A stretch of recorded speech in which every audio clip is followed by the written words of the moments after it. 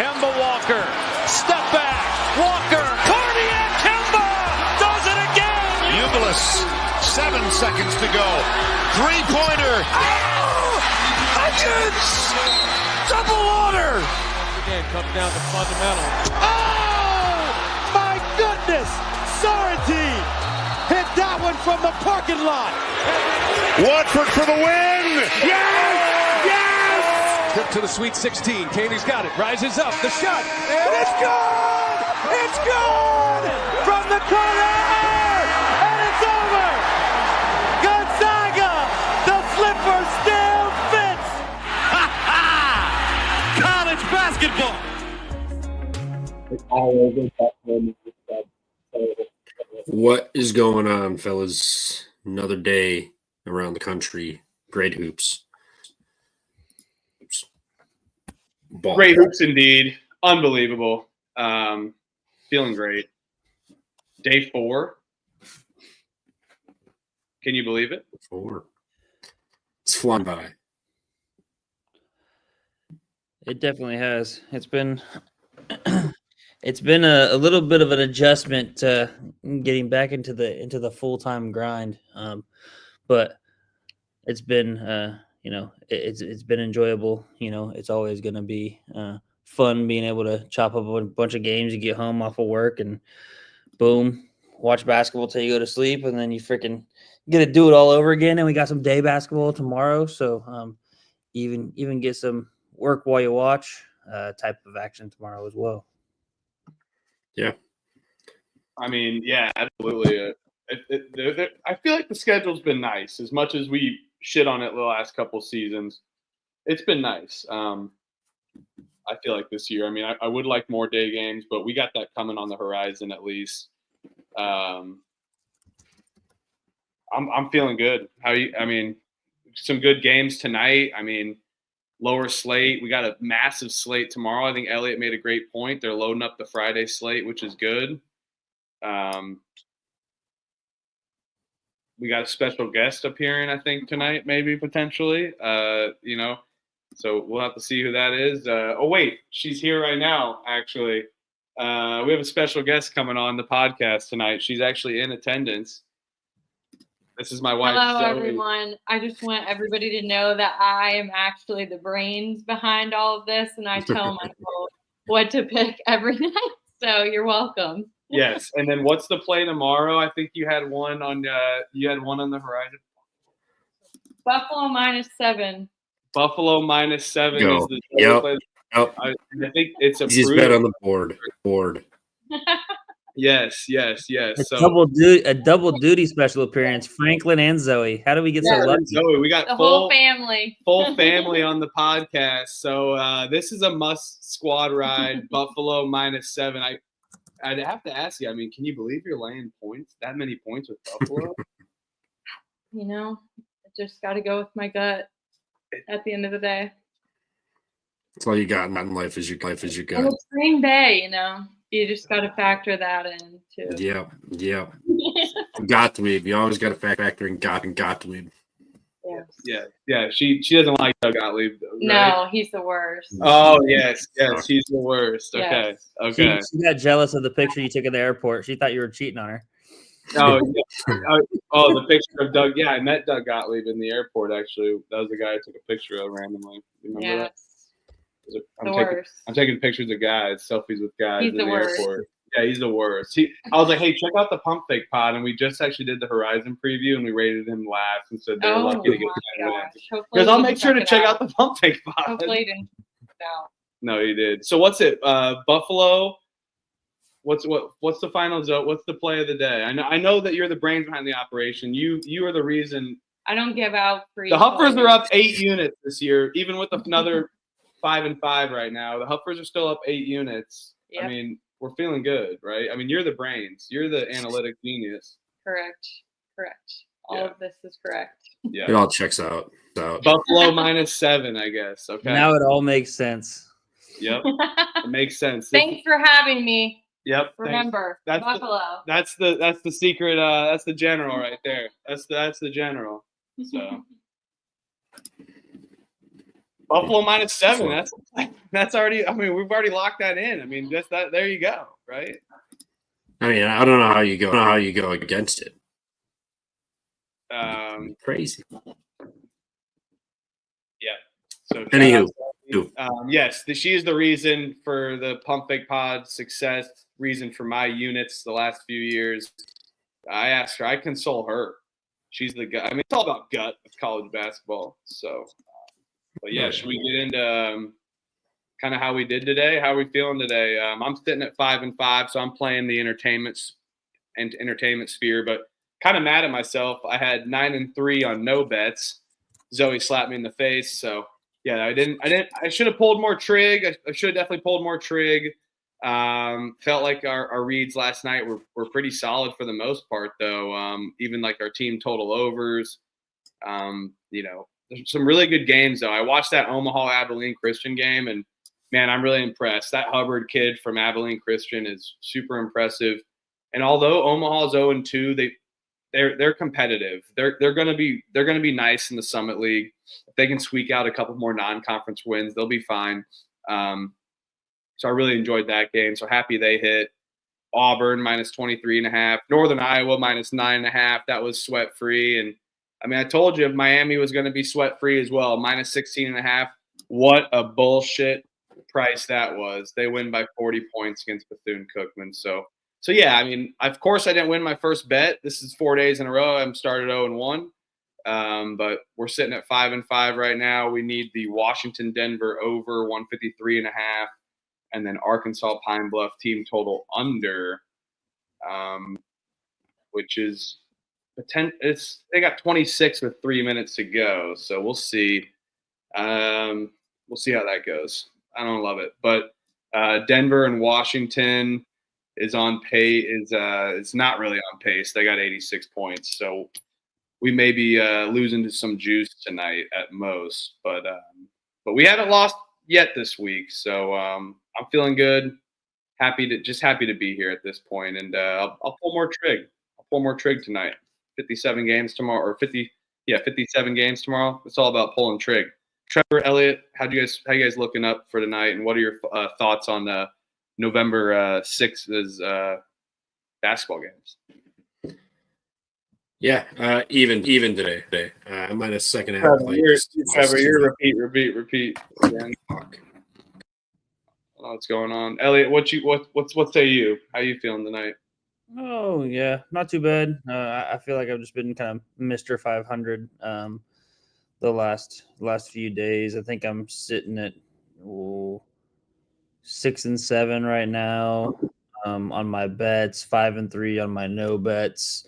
So I've just been kind of hovering over 500 the last few days, treading water, which is never a bad thing, but it's always, you wish you could eke out a few more wins and get in the profit, but it's early. We're learning the teams, we're learning everything about the season. So, I would, it's better than, being down. I'll take a 6-7 day. I'll take a even 500, 7-7 day anytime, especially during the start of the season. Yeah, I mean, the pick sheet is available on the Twitter. So anyone new here, thank you. I think we got appreciate all the usual suspects here. You guys are the best. You guys are homies. Virgil, got a shout out. We got to shout out my man Virgil. He sent me a plus 2,700 banger. He had a little better odds. I got in a little late, and it was a nice hedge because I picked Illinois State. And they were fighting. I knew the spot was Ohio all day, betting spots, but we were going with the players there. So it was a nice little hedge. He had Ohio money line, a couple unders as well too. UC Riverside money line. So shout out Virgil. Thanks for sending me that parlay, that sprinkle. I'm not counting it towards the pick sheet, but that was a nice little side piece and side pocket. Thanks, Virgil. You are the man. Spread that wealth, Virgil. I'm here too. Don't just us up on the season. I'm treading me and Trevor. We're treading water right now. We need that more than this guy does. But shout out Ken Hatt. Put my biggest bet on Auburn. Yep, Auburn. It was I don't know why I was overthinking it last night. Hopped on the TCE show and I banged it, and I got better value. 23.5, but it didn't matter. And then Lemoyne, Rod with his 10-star banger last night. I mean, the chat was pulling out all stops last night. Capper, shout out Cannabis Capper. He and his show, Locks and Dogs. He's on the TCE SGPN show. So he writes tons of articles, player props later in the season as they become more available. But he also bets sides, of course, too. So he's got sides, he's got props. So check out SGPN there on that. But yeah, TCE, great show last night. I mean, Auburn kind of convinced me there. So thanks for that little push and nudge. But yeah, I mean, I'm up 8 I mean, the Huffers are up 8 units. Zoe's up 8 units. So all shout outs to Zoe there. I'm going to change her the name on the pick sheet. But what I was saying, though, about the picks, if you look on the picks history, I have never started out this good in November. We're going to keep the momentum one day at a time. But I've always been battling. I mean, last year I started down like 10 units in the first 2 weeks, but managed to get it all back. But anywho, it's going to be a battle, I think, this season with how much parity is going on, and it's going to be something about betting spots always in college basketball. That's for damn sure. But I do want to shout out Rhythm. We are exclusively sponsored by Rhythm, rhythm.ai. They got an app. They have a website. They got tons of models that you can custom build. They have models themselves, of course. You can use other experts' models that have records tracked so you can see the success and try to go off of that. I mean, Trevor, you've seen it. When you're building a model, they've got some factors and whatnot that's just kind of, unordinary. And I would never think about betting on that. But they have tons of historical data that you can factor into your models. You've seen it firsthand, not even with NCAA basketball. They got tons of other sports. You got any thoughts on that and your model making with Rhythm? Yeah, I've been using it for a while. I mean, shout out them, Raiders +9 tonight. I didn't do any look into the football game, but I was like, I got to have action on it. So Raiders +9, sweat-free winner from them. Yeah, you make your own model, whatever's important to you, what you want to factor in. I mean, basketball, you can do assist, you can bet, you can do per possession, per game, per minute. You can get different, what's the word I'm looking for? Different variables implemented in there. And it's a great product. I mean, it pays for itself, honestly. Like I don't follow NBA at all. Started 10-0, just tailing the top 2 props. It projected in 10-0 start. So that held me over until college basketball started. So that was nice. But yeah, love Rhythm. Big fan. Yeah, love Rhythm. And yeah, unfortunately, the Rhythm play of the day loses to overtime, or not overtime. We lost to TCU. TCU put up like 100 points. I also shouted out the St. Francis under as well, which Rhythm liked, and we lose that one to overtime, unfortunately. So we got some more plays. We got tons of games to bet on, and yes, make sure to sign up with Rhythm using our promo code PFP, as in Pump Fake Pod, PFP25. For 25% off your first month with Rhythm. They're great. They're my favorite of those, a predictive analytics site. And I'm not just saying that because they pay us. Trevor's been using them for quite some time. I've been tailing him on his NBA props and props as well, too. So, all right, Friday night. It's not high school basketball tomorrow, Elliot. We got college basketball. Why don't you lead us off, Elliot? Lead us off. Bang. Lead us off. Too early for that that high school basketball shit. We're still in high school playoff football. So yeah, I'm happy that college basketball is taking over Friday for these first few Fridays here in November. But yeah, leading off, banger. D1 home opener, Columbia Lane 6.5 at New Haven in their Division I home opener, I should say. We're kind of respectable in that first game with UConn. They covered the big number, plus 40.5. Columbia, I believe this is their first D1 game of the season, actually, and it's their first game overall. So interested to kind of maybe see your guys' take on this one way or the other. You think New Haven's going to kind of carry that momentum of covering that plus 40 against UConn and making it a game here against Columbia and Columbia's first game of the season? New Haven's stats are against Connecticut, but I mean they only lost by 24, Trevor. Yeah. Sorry, go ahead. You're good. I like New Haven. I mean, played well against UConn, only lost by 24, first D1 game. That actually mattered. They were only 3 of 14 from 3, but they still hung in there. I mean, hung in there for the sense of the spread and given who they're playing. They hung in there fairly well. They grabbed 25 rebounds. Still, I mean, you look at on the score sheet, it wasn't pretty, but still they're getting a comparative team here in Columbia. I think Columbia is just landing 6.5 because New Haven's a new team. Nobody knows what to expect, but we've seen it year in and year out when these D2 teams come up and year one, they show out. I mean, multiple times they've won their conference. They've showed up to and can't go dancing. So I think New Haven shows up here, big home game, start their D1 career. I like New Haven the 6.5, and I like the money line. I think they get this done over Columbia, and kickstart their D1 program tomorrow with a big dub. Elliot. Yeah, I'm going to be on the home dog here. Don't know if I'm going to bet it just with the other 56 games on the board. I like a few others a lot more than trusting this New Haven first home game here in the D1 era. Not technically a standalone either. You have a first half standalone as well too, so you could take a first half play, but not fully standalone with a 130 game following up. Sure.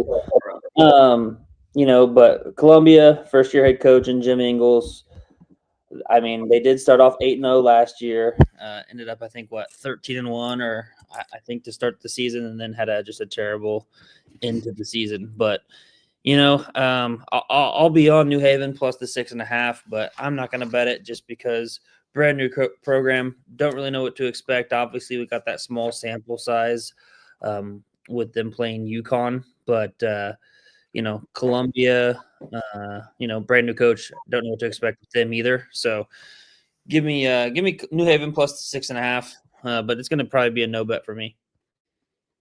Yeah, I mean, I'll take New Haven, I guess. They were somewhat competitive against Connecticut. I mean, they covered the big number, to say the least. And New Haven, they don't turn the ball over. They didn't turn the ball over against Connecticut. So if Columbia, last year they did that run and gun kind of style early on, at least. I don't know with the new coach if that'll be the case. But I think New Haven's defense actually is pretty stout, more than expected. And if your defense does pretty good against UConn, I think your defense is going to do good against Columbia. So I'm going to have to go with you guys here. I'll take New Haven. Since you said the standalone first half, do we dare follow Crutch? No, sure. I'll sprinkle a little bit. Let's do a little first half money line. I love it. Let's do it. Yep, I'll do it. I'm down for it. We can do this. And if Three Floyds Brewery, hell yeah. Gumball Head is my favorite of the Three Floyds. It's like a pale ale. But Foggy Geezer is another one of my favorites. Actually, this isn't Foggy Geezer. This is Turbo Reaper Three Floyds, 7% IPA. I may or may not have a handful of those for sure. So I should probably shut the hell up or this is going to be a long show.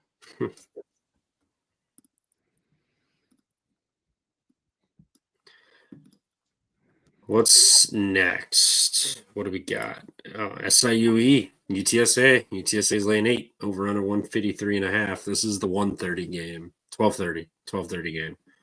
No, there's no way UTSA covers this number, right? No way. Big ass number. SIU Edwardsville returns a lot. They were good last year. I know it's a tough travel spot to San Antonio, but I mean, SIU Edwardsville got a little cake job. They played East-West, by the way. I don't know. Is that like Key and Peele's college? East-West University in Chicago. So, yes, that makes sense. East-West University in Chicago lost by a large margin. And UTSA beat Biblical Studies by 97-30. Wow, biblical greed there. Dude, I like SIU Edwardsville. I think their roster is good. So we don't have much like sample size to go off of course. Do we ever this early? Especially maybe overreacting to an IUPUI, I guess, or IU Indy. I think SIU Edwardsville roster though is fairly good. I think hopefully they can travel well. It's the only thing that scares me. If someone could check the splits, that'd be fantastic for me if I wait to bet this. But I'm going to write down SIU Edwardsville plus 8.5. I don't foresee it moving that quickly and that early. So if I have to get 7, that's okay. But I like SIU Edwardsville plus 8.5 on the road. Yeah, I can't really argue that. The amount of returning production they get coming back is pretty nice. I mean, it's a day game. It's going to be a little weird situation on a Friday, but still, I mean, they were fine. I know they played absolutely nobody, but they still put up 119 points. You still got to put the ball in the hoop. 9 of 25 from 3, so 36%. They had 50 boards. So that's pretty damn good, obviously, but you played an absolute nobody, so you can't really weigh too much into that. But I think I'm with you. SIUE return a lot of production. They got a lot of guys coming back in continuity on this team. It's a big spread, especially for a team. Have they even played anybody yet? Did you listen to any biblical studies? Yes, sorry, biblical studies. But regardless, I'll with the SIU.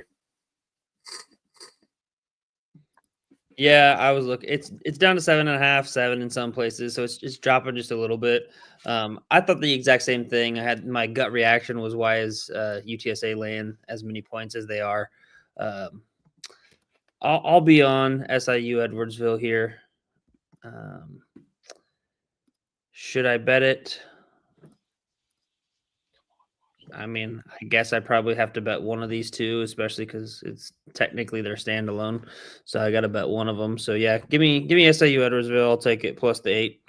That'll be my first official bet of the day. Obviously, we're going to squad ride. I'll put a little half unit on that first half money line for New Haven, but my first official play will be the SIU Edwardsville plus the 8.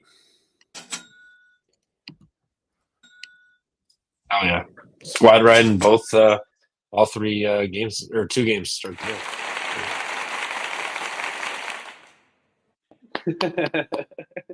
Let's go. We're going to applaud that one for SIU Edwardsville. Let's go. All right.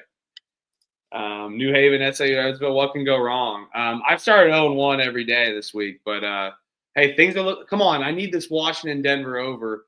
We cashed Loyola last night watching. I'm watching in the corner of my eye. Let's go. Hey, shout out again, Mercyhurst. They're good. We called that one. I don't know why I didn't bet that one either. We called that one. I know. I liked Mercyhurst. I liked it. Did you bet it? No, I wanted to, and I talked about it in the pregame, but never did. They won outright. Yeah, no, I didn't bet Mercyhurst. I was on Mercyhurst plus the 21.5, 22.5. Loyola, man. First 2 games, super, lucky to have that buzzer beater in that first game. They could have started 0-2 there in their 2 bye games. Yeah. Well, that was Sister Jean magic working for them. Game 1.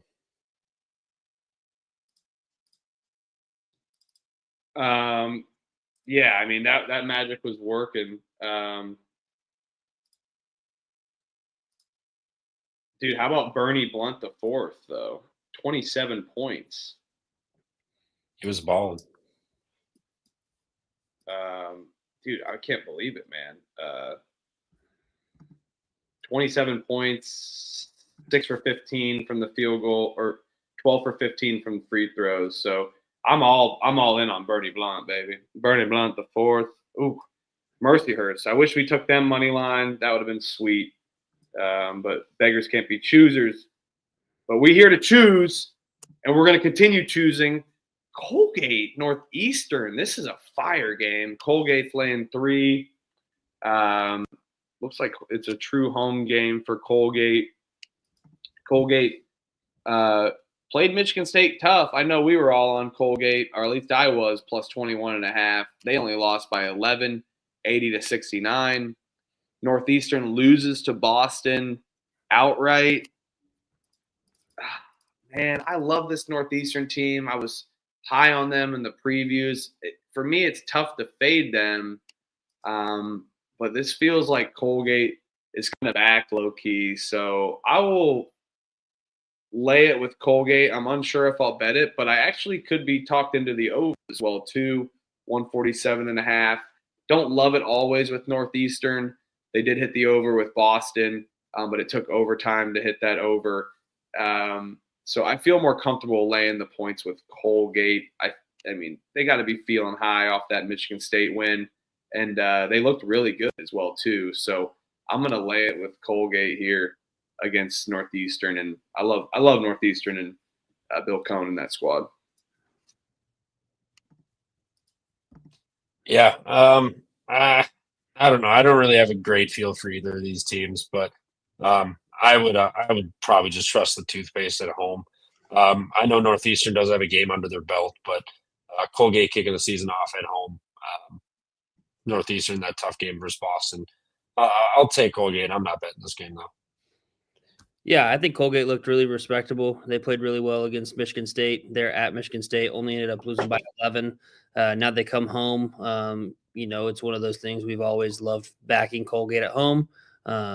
Just kind of a system that I've always played. It kind of let me down in conference play last year, but I think this is the time to back them. I'm seeing it's jumped up to 3.5. So give me the 3, give me the 3.5. We'll bet it now. I'll be betting this Colgate minus the 3.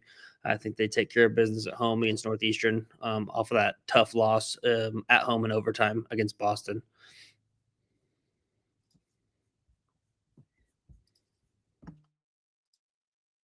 Oh, yeah. Anything else on this, or we skedaddling? Sounds good. Boston heads to Northwestern. Northwestern laying 16.5, over under 135.5. You're muted.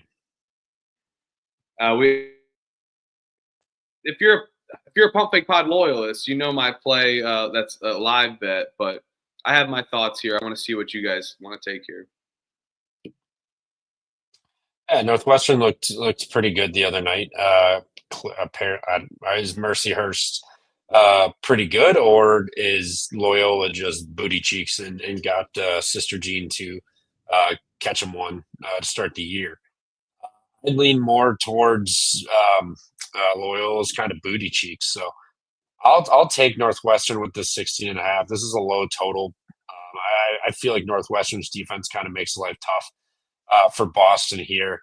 I know Northwestern's pretty young. They got new guys, but they still got Martinelli. He can make things happen and dominate the paint and kind of take over a game. So I think at some point Northwestern kind of pulls away in the second half here. I'll lay it with Northwestern, but I'm not betting this. Boston played Northeastern. They didn't play Loyola. Yeah. Chicago. Boston. Just FYI. That was my bad. That wasn't who Loyola I don't know what I said. Buzzer beater on. No. I was just saying is Loyola in general, because Mercyhurst won and Northwestern played Mercyhurst in 23. Got it. Yeah, I was just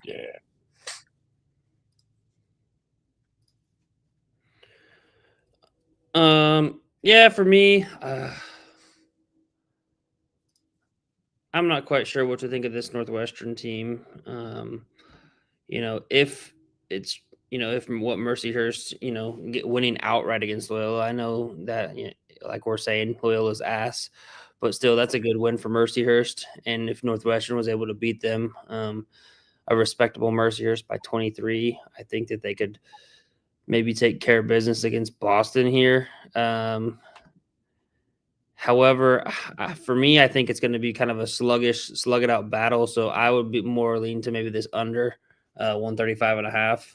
That would be what I would do if I'm going to play it. I'm probably not going to bet this game, but my pick for the game would be Northwestern minus the 16.5, and then under 135.5 in the full game.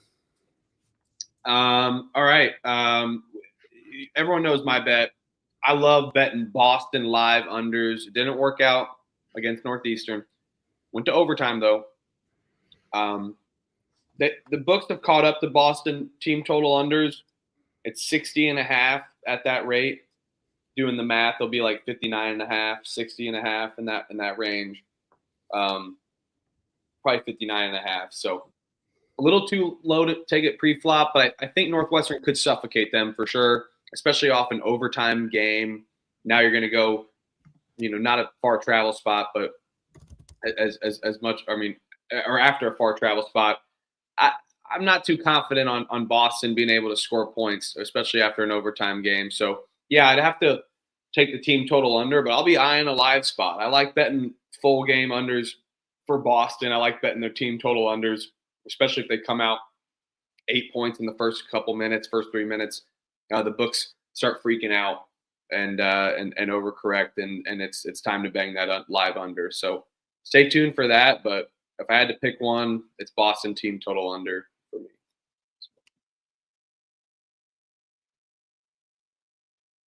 Yep. What a banger that was. Next banger, Tulsa, Rhode Island. Rhode Island's laying 2.5, over under 154.5. Rhode Island's laying points. I kind of like Tulsa. I get it's a road spot, but kind of like Tulsa. I think they're a little bit better than Rhode Island, but Rhode Island started the year at home, short favorites. I don't know. I kind of lean Tulsa here. I think they're the better team. Going to be a little bit more equipped on the road, but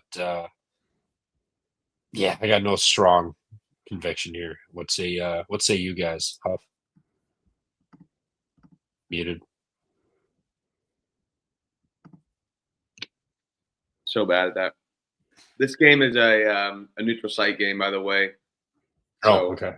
Not in Rhode Island. It's a game in Annapolis, Maryland.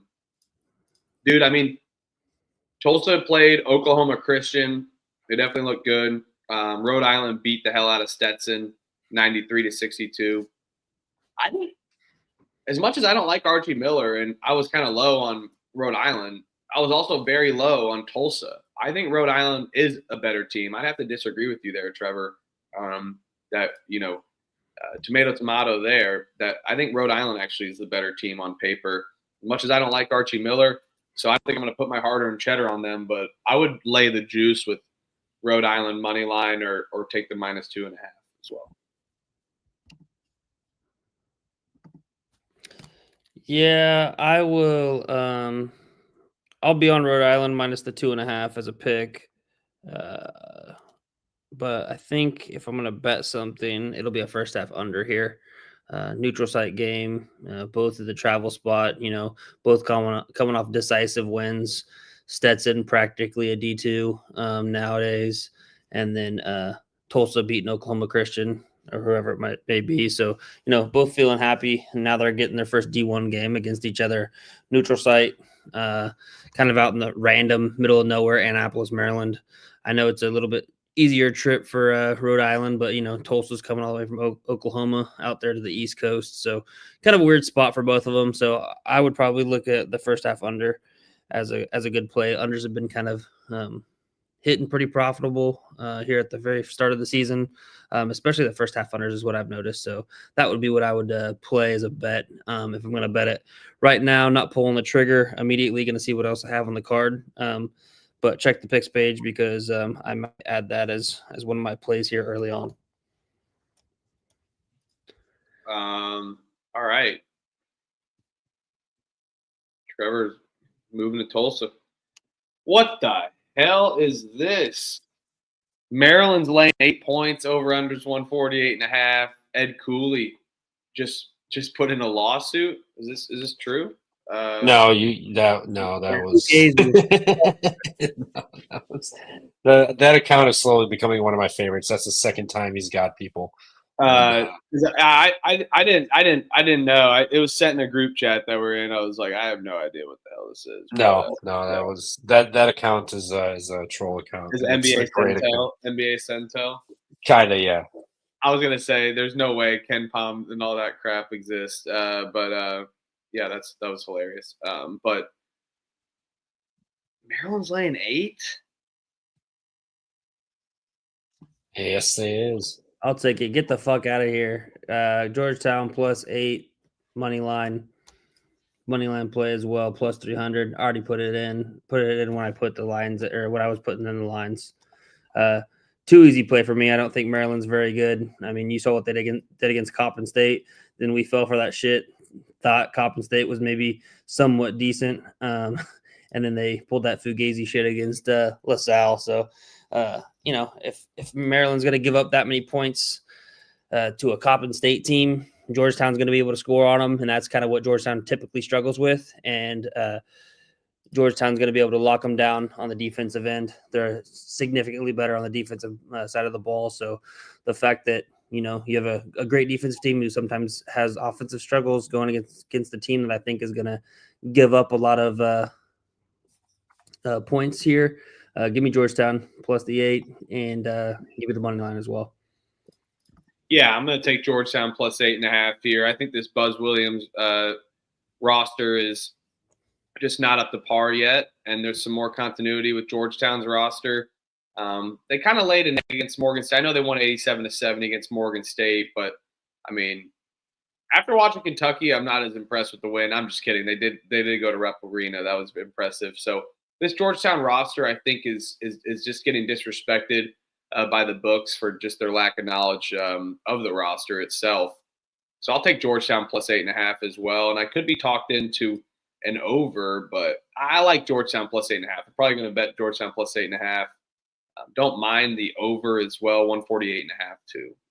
I think there could be a 80-70 kind of battle in fair, even with a Buzz Williams kind of style offense. So, I'll take Georgetown +8.5. I'm going to go with my gut with Georgetown. Yeah, just retweet what you guys said. Georgetown +8. Probably sprinkle a little bit on the money line too. This Buzz Williams' first year, yes, he's a good coach, but he's got a brand new team. Georgetown continuity. Ed Cooley's had these guys around. They turned it around a little bit last year. Granted, they lost Sorber and whatnot, but this is still a solid team with experience and experienced guard play here. So I'm going to be taking Georgetown. I know College Park is rocking. It'll be Friday night. But Georgetown is going to be able to hang in this game. I think they're going to be live to win. So give me Georgetown with everybody else here. Charleston heads to Liberty. Liberty's laying 7.5, 150.5 total. Elliot. Liberty? Yeah. I wouldn't see why not. I think it's kind of a pretty easy play here. I'm not quite sure if Liberty under Richie McKay has been really good. I think they return a lot of guys there from last year's team. Both of them, it's going to be their first D1 games of the season. I know that Liberty played Kentucky Christian, and then I believe I'm blanking on who Charleston played, Tusculum, wherever the hell that is. But with the backcourt tandem that Liberty has with Caden Matheny and Colin Porter coming in as super seniors, pretty much. You also got Zach Cleveland, who's healthy. I just think overall they've got the better roster. I know this is kind of a high number at the -7.5. So maybe this might be, I'll interest Huffer in this. This could be a little money line parlay piece with a couple short money lines instead of taking the 7.5. But I'm confident in laying the 7.5 as well. So it might be to where I just lay Liberty at the -7.5 and then also use it as a money line, 2-team money line parlay. Yeah, fair. Yeah, Liberty, like you said, they both played with D2 or D3 teams or whatever. Yeah, Charleston's score doesn't look as good versus Liberty here, but Charleston's this is a respectable program. This is a program that's got pride, that they give a shit. Chris Mack, a good coach. They have a good roster. I know Liberty's good. Liberty constantly is the class of the of Coosa there, but I think Charleston is going to be able to hang in this game. This isn't a slouch of a program. This is a program that's had success and knows what they need to do. And Chris Mack has been there. Second year, he's got more guys in there, some experience. So I'll take Charleston to cover the 7.5 on the road.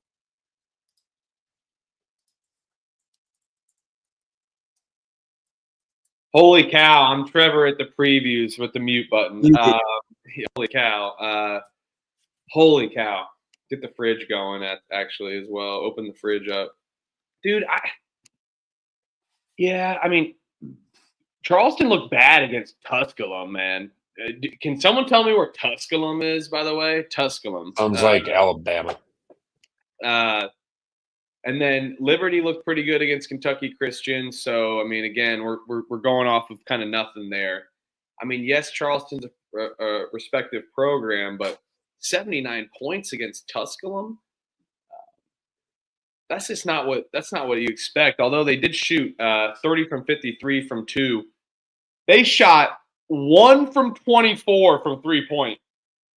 1 from 24 from 3-point against Tusculum. Tusculum 6. I'm not kidding. They shot 1 Still from put up 80 from Tusculum. I think Charleston corrects themselves. I think that they get better. I'm going to take the over here. Are we sure it's still 150 and a half here? Tusculum is in Tennessee. It's close. We're in Tennessee. Let's hear a city or a town. That'd be great. Tusculum, right. Tennessee. Tusculum. Where is it? Is it Western Tennessee or Eastern? You're asking too much now. It's right by Greenville, in between Pigeon Forge and Johnson City. Eastern Tennessee. Then obviously they're playing Charleston, so probably they're going Eastern. So it's probably Eastern Tennessee. Right up in that corner, right off just south of 81, right off 321. If you're familiar, I'm not. I'm just spitting shit out. Right by the Piss God National Forest. Yeah, the total's actually getting shot. The total's actually getting shot down here. It's already down to 148.5, still at the 7.5 number. So if I had to pick a side, I'll take Liberty, I'll take Charleston, but I'm not going to take a side. And not split the difference there. I'm going to take the over. And if it's already down from 150.5 to 148.5, I see 148.5 DraftKings, FanDuel, ESPN Bet, Novig, Bet 365. So it's 148.5. I'll let it go. I'm going to let it go and fade the CLV come the over in this game. I expect Charleston, for how many shots that they 3-pointers they shot and only made 1 of 24. Come on, you got to improve there. So will you break? Sorry, go ahead. Go for it. No, go for it. No, all you, boss. Oh, well, breaking news. Denver, easy. Oh my Easy God, one. I covered by the hook. Holy shit. Holy Denver? shit. No, over 153.5. Oh My God.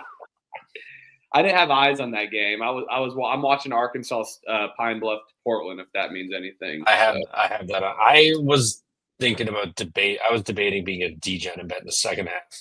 Portland, I have the dude. We were like, oh, the team total under 73.5. I was like, yes. I go to check it today, this morning. It was 76.5. I'm like, we were completely wrong, even with our math. I'm like, but they're at 37 points with 15 minutes and 40 seconds to go, it looks like. So, yeah. But I'm 6-5 now with that over, barely hitting the hook. Oh my God, my DraftKings has been like a up and down, like a roller coaster today. So, yeah, I feel you. All of my losses came on one book. I spread all my bets out. All of my losses were one book. So I'm like, oh, I logged in. I was like, oh, great. Everything else was great. And then I opened that one. Rodfather, may have to fade Rhode Island here and hop on with Trevor there. So I may have to Benedict Arnold myself there. I do think Rhode Island still has the better roster. I won't go against that, but hey, stats and that shit matters. So on that, just before we move on, Huff, that Liberty, were you taking Liberty minus 7.5, or were you taking Charleston plus the 7.5? If you had to lean aside, I took the over 140. I'll take the over. And if you had to lean aside, what would you take?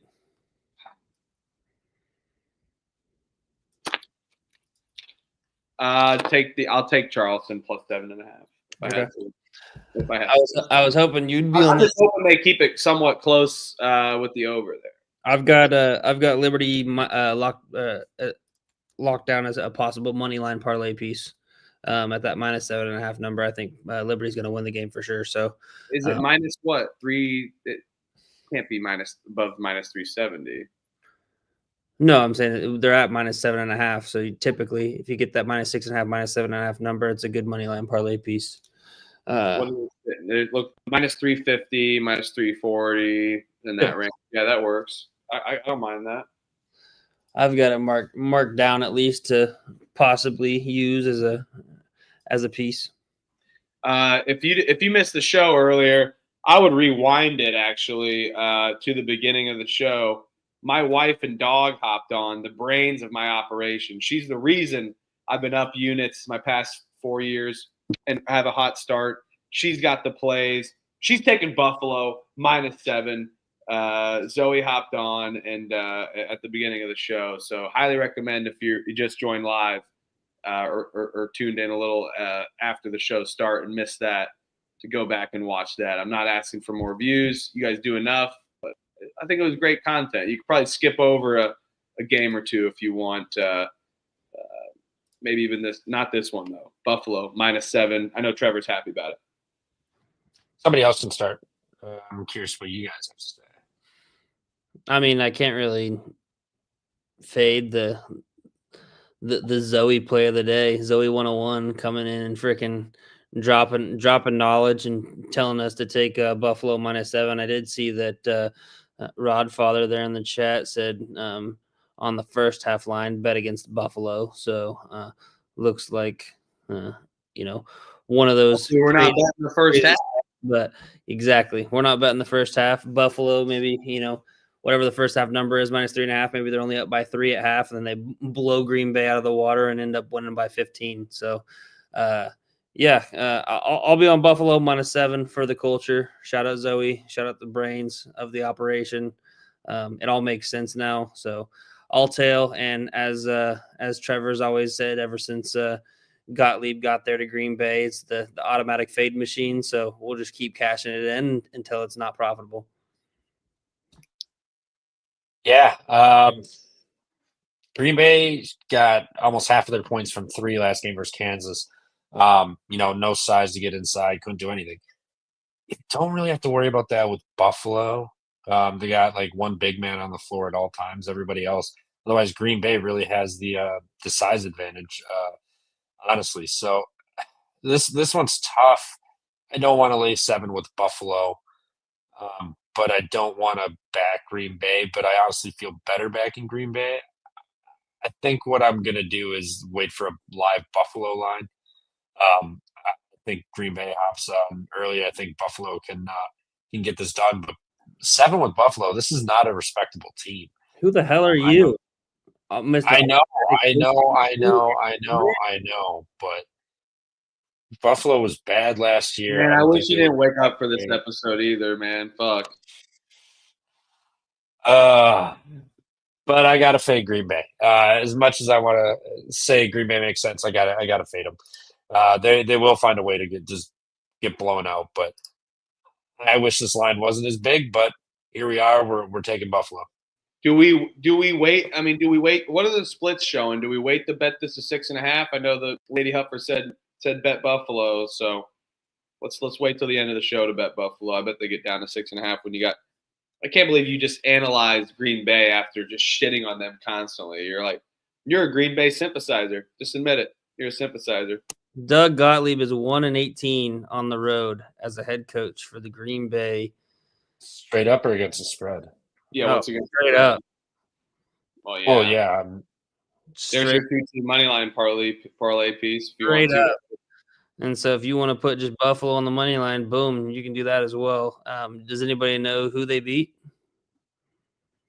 It wasn't Michigan Tech. Wasn't it Wright State? Nope. It was not in conference, actually. It was was it like a random West Coast team? No, but West is in the name. West Virginia. No. Western Michigan. No. Close. Shout out Western Michigan. They just lost to a D2 tonight. Western Michigan did lose to a D2 tonight. What was the D2 name? It was awful. I mean, we had Boise State lose to Hawaii Pacific, so we've had a couple quad 5 losses. I saw people on Twitter put it. I thought that was funny. Too bad that does. Here's how messed up the college basketball schedule is. Western Illinois, by the way. The Leathernecks. Damn. You could lose though 10 D2 games as a D1 opponent, and it wouldn't count for the NCAA tournament scheduling or rankings. Yep. Nope. It doesn't count. There's no loss that is attributed to it because they don't have a record. Ridiculous. D1. Yeah, I know. I think it is too. Ridiculous. It should be a quad 5 loss. It should be a quad 4 loss for the number 364 team. So Boise State's going to go 19-12, make a random run the Mountain West. They'll be a first 4 team, even with their loss to Hawaii Pacific. What a joke! I saw Hawaii Pacific they were flexing on social media. I was like, man, a Hawaii Pacific jersey would be fresh. Canisius, Golden Griffiths, if you're out there, please. We were so close to sending me a jersey. So can't believe you, Trevor. You fade my wife. Ohio State minus 1.5. Oh, I mean, it's fine though. She's the brains behind my operation. So she, just because she lost Buffalo, just know we've handed out tons of winners this season, and that's all from Zoe. Ohio State's laying 21.5 against IPFW. Fuck off. This Ohio State team sucks, but it does scare me off of a bad performance. But I just don't think they have the gut or gall to get it done. Too many points. I'll take IPFW with the points. Yeah. Ohio State's got nobody on deck. They just gave up 102 to IU Indy, which, I mean, IU Indy gave up 94 today, scored 90. So we kind of know their style of play here. You look at Fort Wayne, they just lost by 19 at Grand Canyon on Monday. 8 of 30 from 3, so they got plenty of attempts. Only 27 boards. They got out-rebounded offensive and defensive by Grand Canyon on the defensive end alone. 32 defensive boards, 7 offensive. There's no size really here for Fort Wayne. Ohio State has some big dudes. I mean, you got 7-foot Chris Tilley, 6'8" Brandon Knoll, Amari Bynum, Ivan whatever guy. I mean, he's 7'2". He only played 5 minutes, but they got a lot of 6'8", 6'6", 6'7" guys.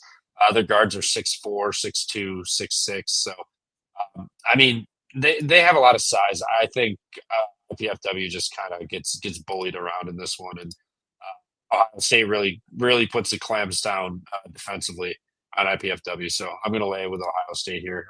They got nobody on deck. They have Appalachian State at home on Tuesday prior to Notre Dame. So not really a look at spot either. So give me Ohio State minus 21.5.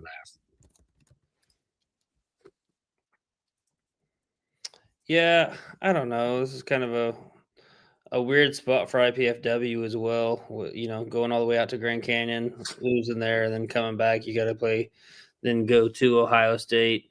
You got Dominican, Illinois at home on Sunday. Big look-ahead spot there for them and their home opener.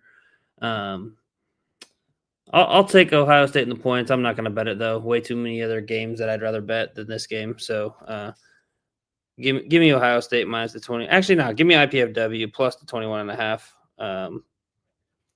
But no bet for me.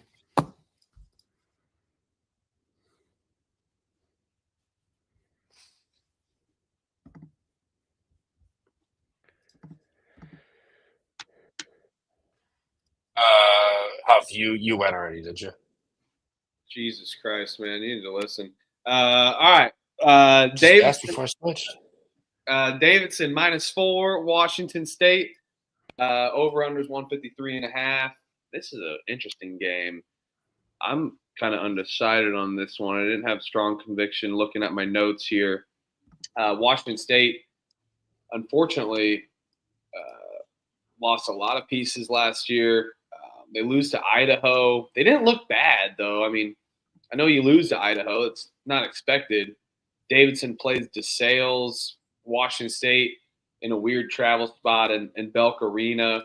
I don't know. I kind of like Washington State here, though, off of the random game against Idaho. They looked really good. They didn't turn the ball over at all very much. They kind of just lack on the rebounding front a ton, which I know that's what McKillop's focus on is those second chance opportunities, being able to spread the floor, but also getting down low to rebound to get those second chance opportunities and get going. So I think Washington State can hang, though. I like the way their offense worked. I don't know if I'm going to bet this, but and Trevor made me scared on betting IPFW as well. But I do like IPFW plus 21.5. Washington State, I don't know, man. I'll go on the road here. I may wait to bet this. What say you guys? I may not even bet this at all, just because it's a weird travel spot. Yeah, it's numbers going up a little bit. I'm seeing you could still get some 4s out there, but Davidson -4.5. There's a 5 out there as well. So, maybe if you wait, you could get a better number with Washington State. But yeah, it is a weird kind of travel spot. I mean, Monday they played at home against Idaho. Now they travel all the way to freaking Davidson and then travel all the way back to then play another home game next Monday against St. Thomas. They're at home. So just kind of really weird. I don't know why they would do this kind of this weird ass travel spot just right in the random right at the start of the year. Kind of weird, in my opinion. But I don't know. I honestly don't know what to think about this game. I don't think Davidson's gonna be very good. So it makes me want to bet Washington State as well. But the travel spot's kind of weird enough to think that, okay, maybe they're just not going to even get up for the game. However, they did just lose outright to Idaho. So if they've got any pride, dude. And we liked Idaho, man. That's what I thought. They looked good. And if you look at their stats, they didn't turn the ball over whatsoever. And they shot the ball pretty good. I mean, Idaho won 83-81. They looked good, at least. I mean, they lost to Idaho. It's not good for Washington State. But right now, Washington State took a major step back in the NIL era. And they're basically, a mid-major, in my opinion, just a tad bit. But yeah, Hasty, I have to agree with you. What a sad line for Washington State. So, yeah. Yeah, I like Davidson here.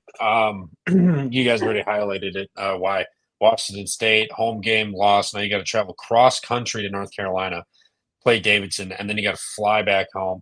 Davidson stays home. They played DeSales. They shot pretty well. They rebounded. They have size to match up with Washington State. It's not like they're going to get towered over. They do have guys. They got 3 guys, 6'10", 6'11", 7 foot. So they got big men. I think Davidson gets this done. I think this is a long travel, a sleepy spot for Washington State before they head back home. Just a really weird scheduling decision from Washington State to do that. not ideal. So give me Davidson -4 on the weird travel spot. And Are you betting it? Yeah, I'm gonna take Davidson. I'm gonna bet this. All right. Well, you're a better man than Elliot and I. I mean, right there, because maybe that's a tell that you're strong on that, and we're both like, I like Washington State, but I don't know if we're betting it. Oh, Trevor, take it away. Take it away, my friend. We got Troy Furman. All right, Furman. This one's a banger. I gotta have 8 TVs tomorrow locked in, 8 screens at least. Yeah, travel spot for both. I mean, you got Troy off of the OT win at Kent State, 103-97 on Monday. Now you got to go to Furman in Carolina, there, South Carolina there, and then Furman traveling from where was that? The Pentagon they were playing at. Got drilled. No, the Rock Hill Sports and Event Center, wherever that is. But regardless, that's Winthrop's home stadium. Okay, well, that's actually in South Carolina either, so I kind of take that back on the travel spot for Furman. But Troy coming in, they played pretty well against Kent State, upbeat, fast. Furman started out great, and then High Point just kind of grabbed a gear and just never looked back. Ended up winning by like damn near 30 points. I think Furman coming back home here, less of a travel spot than Troy having to go from Alabama up to Ohio, and then they got to go over to Carolina here. Just a very tough stretch for Troy to start the season, not to mention coming off an OT game against Kent State. I think Furman bounces back here at home for the embarrassment out last time out versus High Point. So give me Furman -3. I like a bounce back spot at home here with Troy traveling and Furman getting embarrassed. Elliot, what say you, my friend?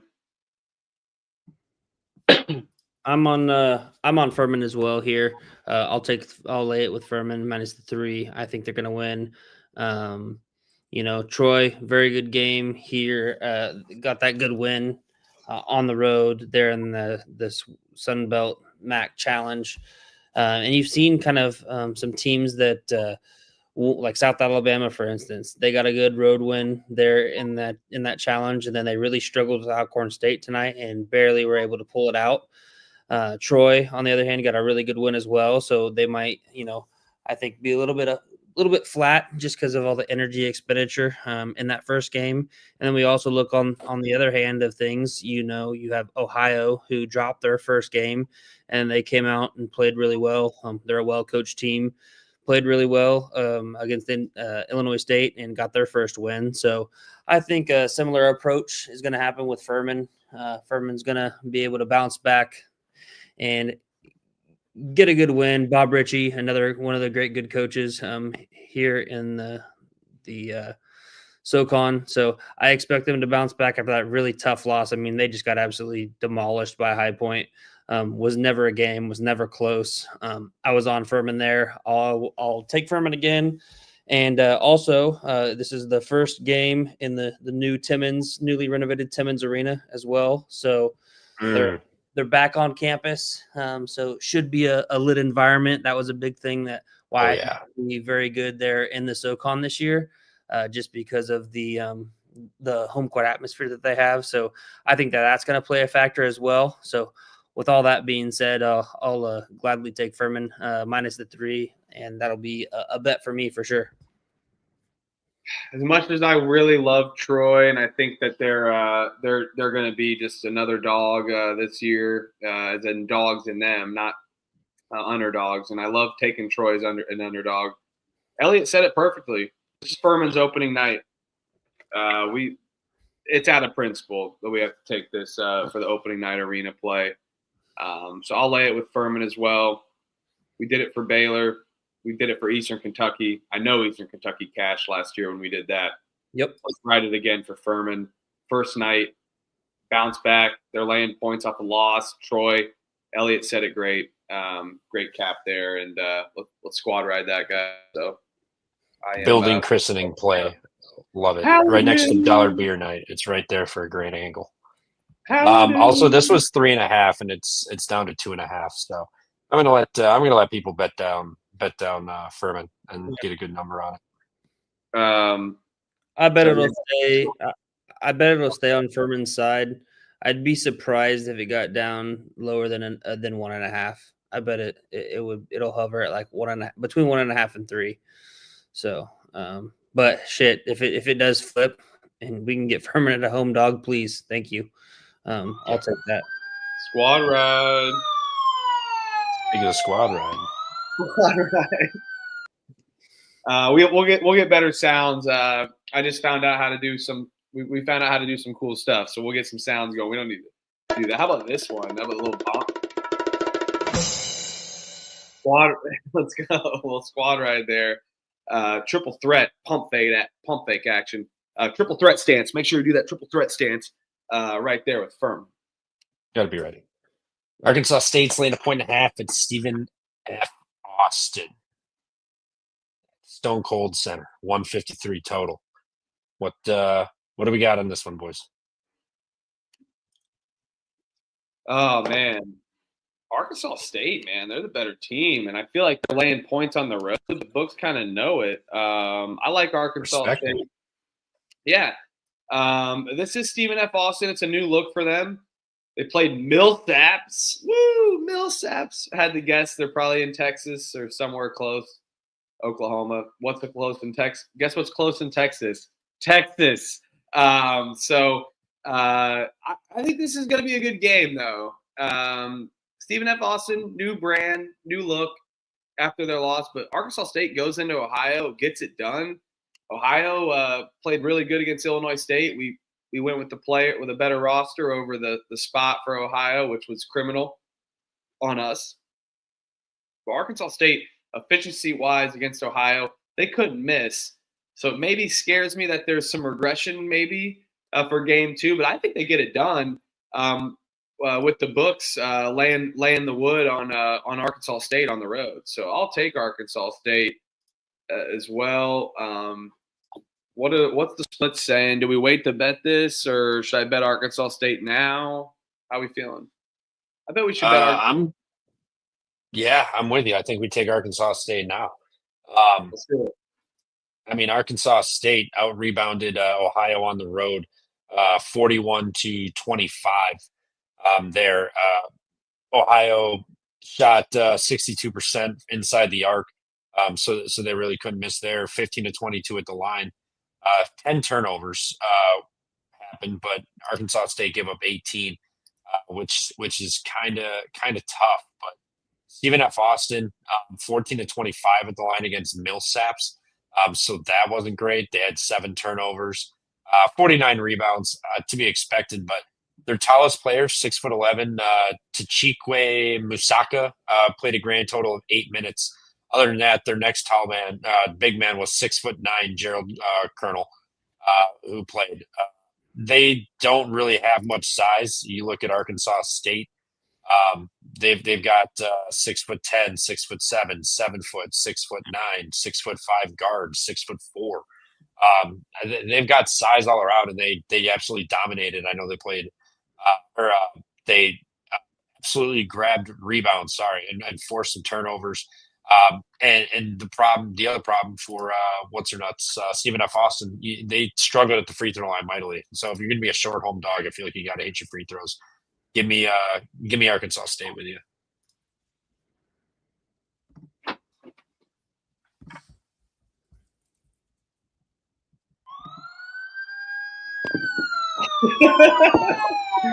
All right, this motherfucker. This is like some WWE entrance, and don't freaking say that it's a WWE podcast. Nah. This is the NWO coming out. Wolfpack, baby. NWO Wolfpack. Wolfpack. Let's go. NWO Wolfpack. I know there's some riders in the chat that know the Wolfpack. Let's go. Come on. Yeah, so I think books opening it with Arkansas State as a favorite kind of tells you all you need to know here. Stephen F. Austin, they've got the new coach. They played Millsaps. Can't really take much away from that. Matt Breyer, first year at the helm. Now he's playing his first D1 game there at home. Not quite sure if it's going to be very, a very good home atmosphere. I mean, it used to kind of be back when they had Brad Underwood there. but nowadays, not so much. Arkansas State, the only thing that kind of scares me maybe a little bit is just the fact that, like you said, they shot the lights out and they got the win on the road against Ohio. So are they going to maybe, stumble here, a little letdown spot? I don't think so. I think the one thing that you can take away from that Stephen F. Austin game that Trev mentioned was just the fact that they shot 58% from the free throw line. I think that's pretty telling, no matter who you play. If you struggle from the free throw line, you're going to struggle from the free throw line. Nobody's guarding you. So that's kind of consistent no matter who you play. So that could be a glaring issue for them in a tight one like this. So, yeah, give me Arkansas State minus the 1.5, or you could get the money line as well. I can't see. I'm looking up trying to find the money line price right now. Yeah, minus 120 on DraftKings right now. So I'm looking Okay. Yeah. I don't know what I think that's worth it. Yeah, I'm seeing minus 125 on ESPN Bet. And shout out fucking Penn, just real quick before we go on to the next game. Shout out fucking Penn Entertainment. They're fucking boycotting ESPN as well, baby. Officially announced that they will be becoming the Score Bet. So I had already put you guys on the Score app, and me and Huff had put you on the Score app. Hold on a second. I've had the Score app since I was like fucking 16 years old. I've had it forever. So. Oh, I know, but I'm just saying. I didn't know that it'd be the Score Bet app. I didn't know that. So thanks. I needed that. Thank you. That just fucking made my night. And it's Friday. It made my day. It's Friday 12/23. Holy shit. Oh my God, Virgil, I can't wait to fucking hear that. Yeah, well, dude, I'll text you my number in our DMs. I got to hear that. That's awesome. Minus 120 works for me for sure. Let's do it. Word. Score app is so for college basketball. They always have been. It's insane how good they are. Even with the bad updates. Elliot, with the facts and knowledge, he's reading the article. Elliot ain't reading the headlines. He's reading the article, and that's what I love about it. Sacred Heart's catching 11 at Duquesne. Over under 153.5. I'll lay it with Duquesne. I'm not betting this game. I got no interest. I got nothing on this. Yeah. Duquesne, they look good against Niagara. I think Niagara's pretty bad, though. Sacred Heart can push pace. I'll take Sacred Heart. I'm not betting this either. A little spar battle, Trevor. See, this is what it's going to be. One of those ones where, when a team has can push the pace like a Sacred Heart. This is where I kind of favor the team that's actually laying the points, just because they're going to get more possessions. They're the better team, so they're going to get more possessions. So I'll lay it with Duquesne minus the 11. But no bet for me.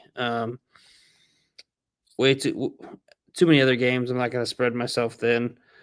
Jumping on board Duquesne after a 20-point win against Niagara of all people.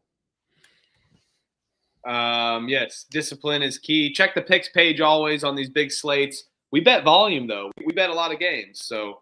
But make sure to check the picks page. We pick every game, no bet. So you could get some inspiration off our no bets. My no bets went 9-3 today, but I'm 6-5. And Arkansas State team total under 76.5 is looking good, but we're holding our breath here. We're holding our breath. Where's the line on this? Is this still minus 17? 17.5, 17, yeah. Yeah. I like Longwood. Longwood, they beat up on Mary Baldwin, 92-55. Poor Mary Baldwin. And then Pittsburgh beat a good Youngstown State team, but they covered by the hook. Youngstown State did. So I feel like the books were like, Longwood's competitive. Here's 17.5 again. I can't lay the points with Pitt. I don't know if I'm going to bet this. I don't feel as confident like I did with Youngstown State. I could be talked into it. I love Longwood. Whoa, pause. plus 17.5. I'll take it. Clip that shit. Somebody clip that shit. I mean, Longwood, I kind of got finishing towards the top of the Big South there. But I think Youngstown's a better team. Youngstown probably should have covered versus Pitt. Some bogus last 30-second shenanigans going on there, but I'll take it with lay it with Pitt. They got West Virginia, not the next game, but the game after. So I think they throw out a Longwood, and then the next game they kind of just come out and go through the motions and squeak one out by 8 or 9 versus Eastern Michigan. So I'll take Pittsburgh lay the 17.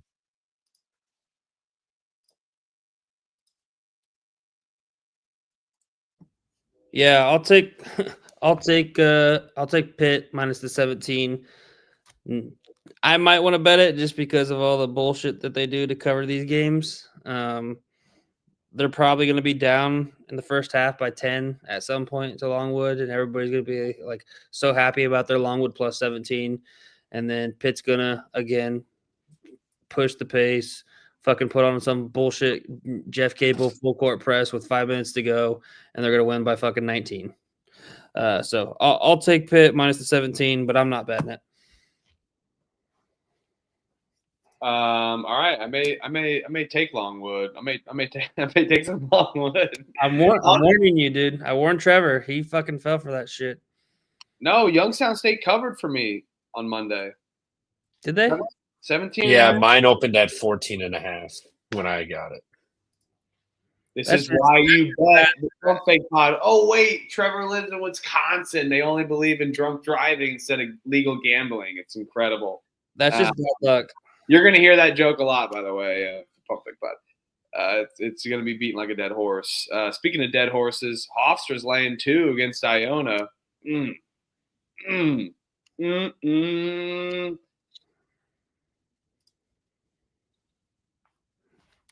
me Iona. I don't know if I'm going to bet this, so I don't think I can stop to bet this. Give me Iona. Is this a true home game? It is. Man, I love Speedy Claxton. He's a good dude and all, but I'm not as high on Hofstra. They fought UCF hard. I'll admit they impressed me. But this is Iona's opener. It is a new coach, so that's why I'm probably going to stay off from this. But if I had to pick, I'm going to side with the home team on this one in the short spread and a short dog for home team. Probably no bet though. No bet. Yep. Yeah, I'm with you. I would take Iona home dog here.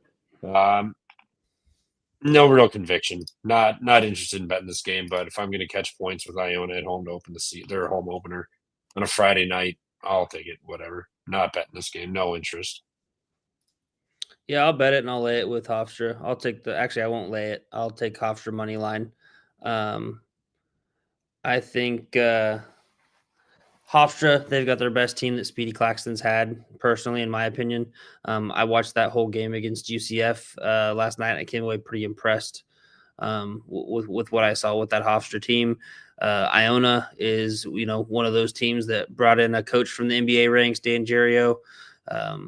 So not quite sure what to expect from him. This is their first game. They haven't played a D2 or anything like that. I mean, obviously they played a few exhibition games, but this is their first game of the season. So Hofstra, they already got one under their belt. They're in UCF at the Bounce House. They were very respectable, played very competitive. So I like them to get it done here. I'll take it on the money line, though. I'm not going to lay the 2 just because they sometimes these close games, I've been hooked before where I lay 2 and they end up only winning by 1. And then you're just like, well, you're on the right side. You just got unlucky. So, I'll Hofstra money line for me. We'll bet that. Sounds good. One person is interested in this game, big time, to bet it. Siena Brown. Siena Brown? Siena Brown. Brown's lane 2, over under 147. Cool. Uh, I like Siena. Yeah, give me Siena as a dog. They won at home against Bryant. Bryant's not as good as they were with Martelli Jr. The only thing that scares me, this is Brown's opener. But fuck that. They got all the nerves. Siena's ready to go. Let's go. Let's go, Jerry Mack. How can we fade Jerry Mack? Come on. Give me Siena. Short dog. Do we wait to bet this or no? I'm looking right now to see.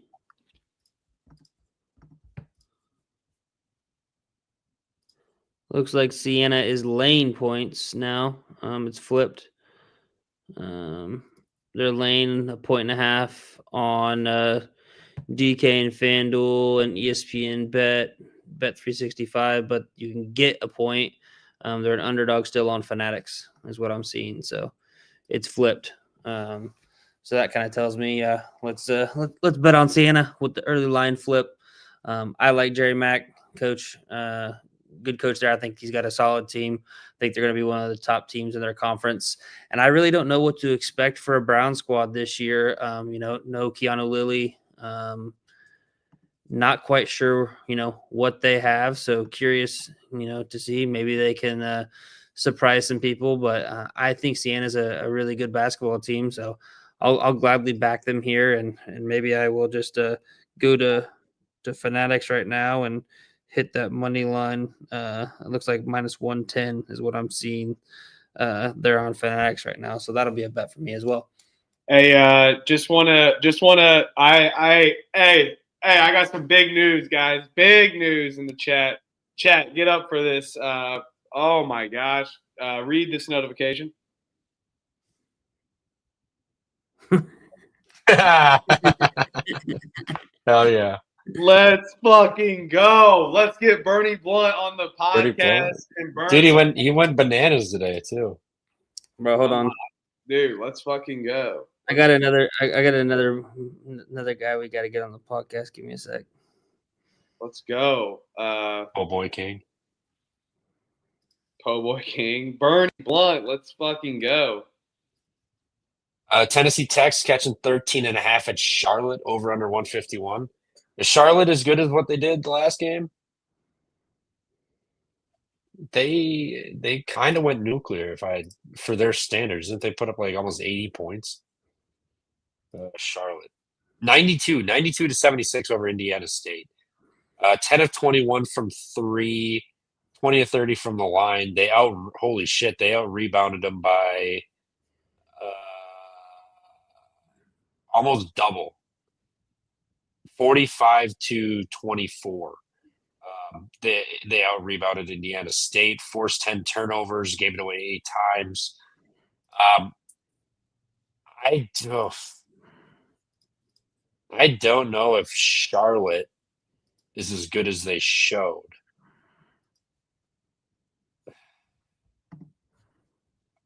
I don't know, but one thing I do know, Tennessee Tech 20 turnovers last game.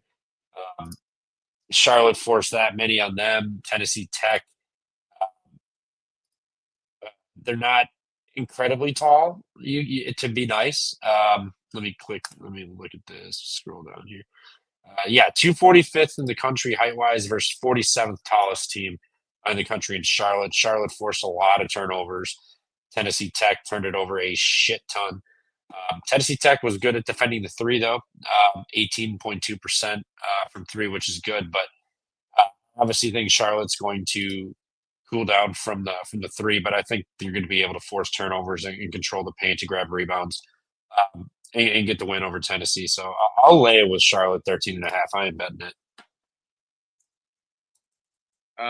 Sorry, I'm starstruck over Bernie Blunt. I can't think of anything. I'll lay it with Charlotte. No bet for me. Let's get Bernie Blunt on the pod.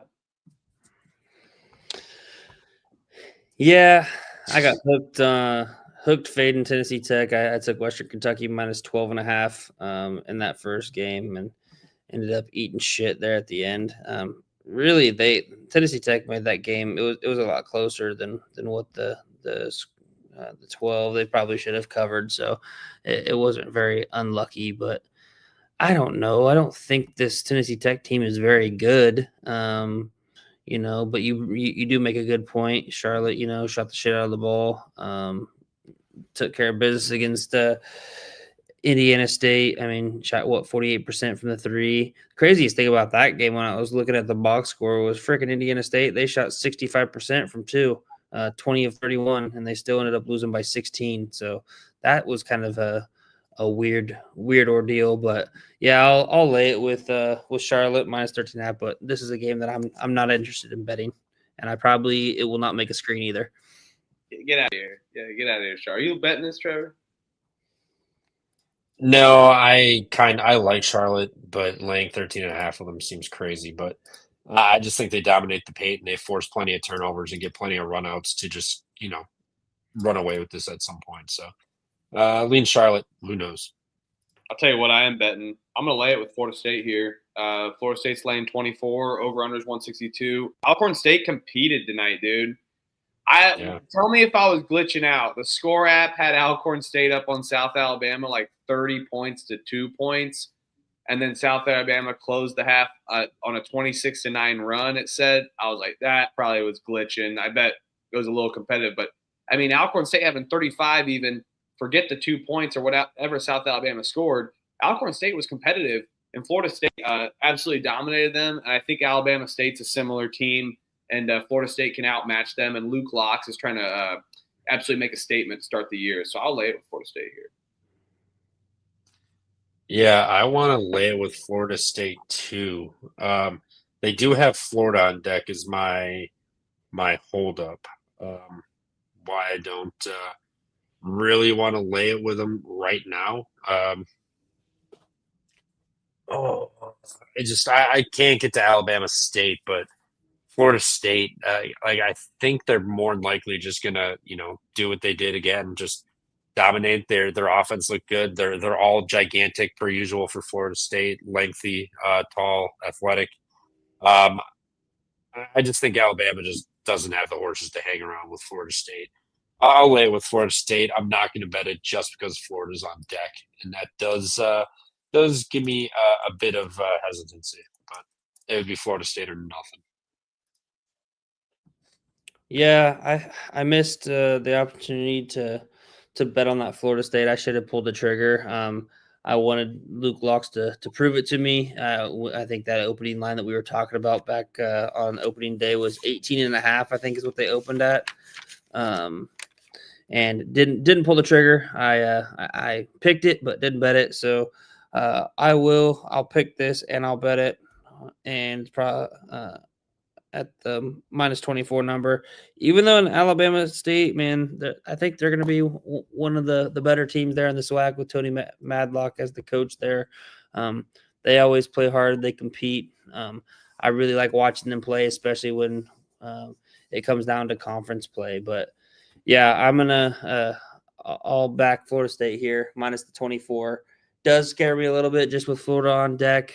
However, that angle didn't necessarily work for Florida tonight. I laid the 37. They ended up covering I think won by 42. So, give me Florida State minus 24. I'll bet it. Trevor, take us away. Yeah, Oakland, Purdue. We were talking about this one a little earlier, but TKR, Coffin Red. My guess doesn't play tomorrow. They have Alabama on deck. Why would they throw him back out there for a pointless game against Oakland? Oakland with that zone defense going to make you shoot. We know Purdue's got shooters. Fletcher Lawyer just literally had the game of his life earlier this week, 7-10 from 3, 30 points. Just went nuclear. Purdue looked a little soft down low. They were struggling to grab rebounds against Evansville, and now you got an Oakland team that just came in, played Michigan. Did give up 121 points. That's pretty tough. But Michigan was 19-35 from 3. That's pretty tough. They did get out rebounded by 18, but again, you're playing Michigan. I think their front court's probably going to be the best in the Big Ten. So there's that, but Purdue's got to be a close second with Jacobson and Clough and TKR and whatnot. But you don't have TKR here, and I know you don't have a ton of size on Oakland, but with Alabama on deck, no TKR. Purdue struggled to put Evansville away, and they won by like 32. I'll take Oakland here. I'm going to sit and wait. Everyone's going to bet up Purdue, but I think given the Alabama game on deck, I think we just we get a Purdue comes out probably nice in the first half, like just coasts and probably wins this game by 27-28 tomorrow night. So I'm going to just wait and take Oakland at the bigger number. Elliot. Yeah, I'm right there with you, Trev. I think I'll wait for this to kind of get bet up. I'll be on Oakland plus the points. Not quite sure I'm going to actually bet it. Maybe just depends on how high it gets up if it does get up. But as of right now, I'll take Oakland plus the 30.5 as a pick. No bet for me, though. Yeah, I mean, I don't know, guys. I feel like Purdue should have covered that game. They struggle with rebounding. Well, there's no Kaufman-Wren. My status is if exactly. On Kaufman-Wren. I'll wait to bet this with you guys on that. I'll wait.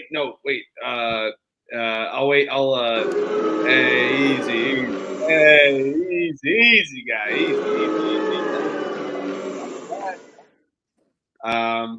I'll wait to bet this. But yeah, I'm kind of with you guys. I'll wait to bet this, but my status is on Kaufman-Wren. Kaufman-Wren plays. Give me Purdue all day. I think they may. I mean, Trevor, to play devil's advocate, want to get a little loosened up potentially with Alabama. Don't What's that? You broke up. No, you broke up in the middle of talking. You might. Am I lagging? You're good. You might want. He was saying you might want to. Get TKR like 10, 15, maybe 20 minutes just to kind of get him involved so he's not just automatically you're just throwing him back into the throwing him in a big game like Alabama, kind of just especially on the road.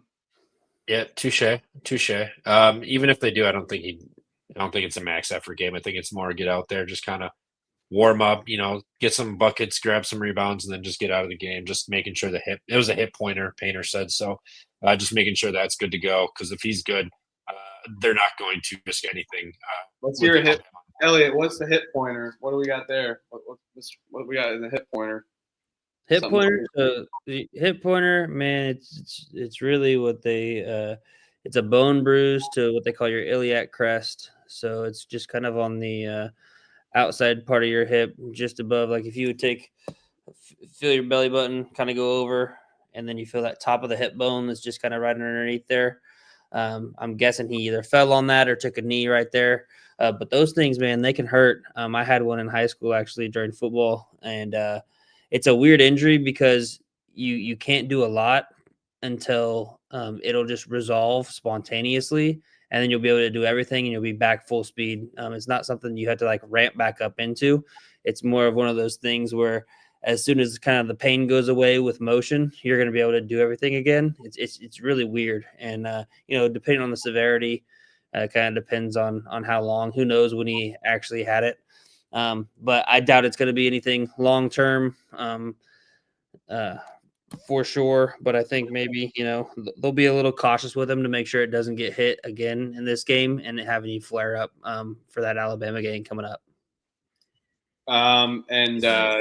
Yeah, I think Rhythm liked Oklahoma as well too, or Oakland a little bit. Yep, mine liked Oakland. But going back to this as well, Rhythm also is back in Buffalo -6.5 against Green Bay. Rhythm knows to fade Doug Gottlieb. The algorithm, they got all the inside lines, all the inside statistics as well. They're chopping up and they see Buffalo -6.5. Well, my wife Zoe and we're seeing just Doug Gottlieb in Green Bay. So Rhythm likes Buffalo -6.5 as well. We'll decide the Rhythm play of the day because there's so many games that we got like 4 or 5 plays, top 5 plays that Rhythm likes. So once we do the triple threat parlay, we'll decide the Rhythm play of the day at the end as well too. Just so you know. Trevor, this is all you, baby. This is your team. Troy Mercy, Notre Dame. Detroit Mercy. I'm pretty positive they got blasted. Last time out, did they not? Totally got finger blasted. Yep. Yeah, 91-71 to UIC. Now you had to play Notre Dame. Notre Dame beat LAU last time out by 22. Detroit Mercy just did not look good at all. So they're giving up. They're 253rd in 3-point defense. One game in the season, only one game. But Notre Dame is sitting there at the 8th in the country. They're shooting 52%. Obviously, you're not going to shoot 52% all year, but yeah, I mean they can shoot the ball there. They're grabbing rebounds, 9th in the country in offensive boards. They do have a turnover problem. They did turn it over quite a bit in that game, and Detroit forced some turnovers. But I still think I'm going to side with Detroit here. I don't know if Notre Dame has. I mean, I know they just did it, but Detroit got embarrassed out by UIC last time out. I mean, they shot 36 free throws, 11 of 26 from the line, and they forced 16 turnovers. So I mean, a fifth of the possessions they forced a turnover. Just when UIC did get the shots off, they all went in. So that was tough. But I'm going to back Detroit here. I think they can force some turnovers and hang around this game. I don't think they're going to be live or anything, but I think they can lose this game by 16, 17, somewhere around there, and stay within this number. You love Orlando Lovejoy as well. Good coach. Trev, I will say I'm gonna be a bearer of bad news, but you got fucking hooked on that Pine Bluff under. I didn't play anything in the Pine Bluff game. No, did they end at 74? No, Yeah, 73.5 never existed. 76.5 only existed. The team. That's why I bet 76.5. Did they end at 74? My thing was cut off. I see 2.1 left. they ended at 74. So that's why No, it's not over yet. I can see it actually. it's over on mine, and I'm really up to date because I'm looking at it on a sports book. Okay, it is over. Let's fucking go. Oh my god. Another day in the green, small wins. We're just stacking up them. I'm going to chug the rest of this beer. The fact that I just won. I haven't started this good in November. Last year, I started down 9 units in 3 days. We're up 9 units in 4 days. So I'm going to chug the rest of this beer. It's an 8%er, by the way. Let's fucking go. And I better not get hooked. My Wi-Fi sucks. I know. I'll figure it out. And Arkansas Pine Bluff shut off on me. So if they did losing this, I'm chugging the rest of this beer. It's a big one. And I'll lay it with Notre Dame. I think they come back. Marcus Burton, dominant performance. I may have a player prop on that too with Notre Dame, but I'll lay it with 19.5 there. So I will. I probably won't bet that though because I'm not a fan of Notre Dame. All right, let's go. Did you chug it? I bet that's like 6.7% blood alcohol volume, huh?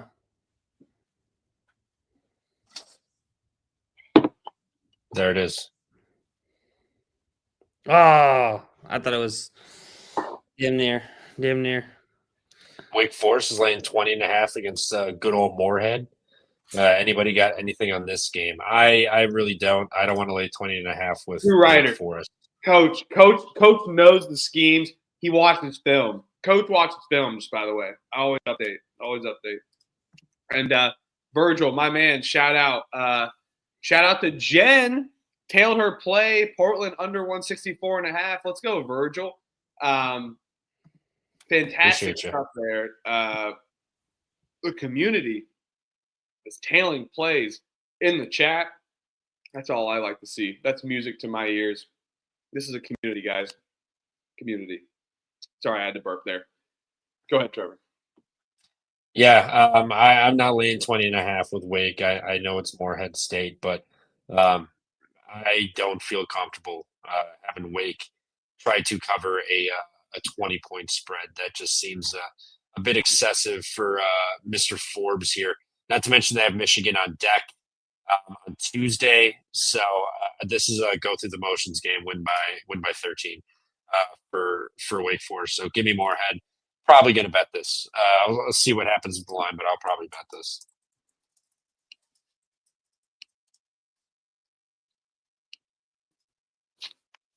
I'll take Morehead State. I mean, we weren't too high on them, to be honest with you. So I'll stick with my guns.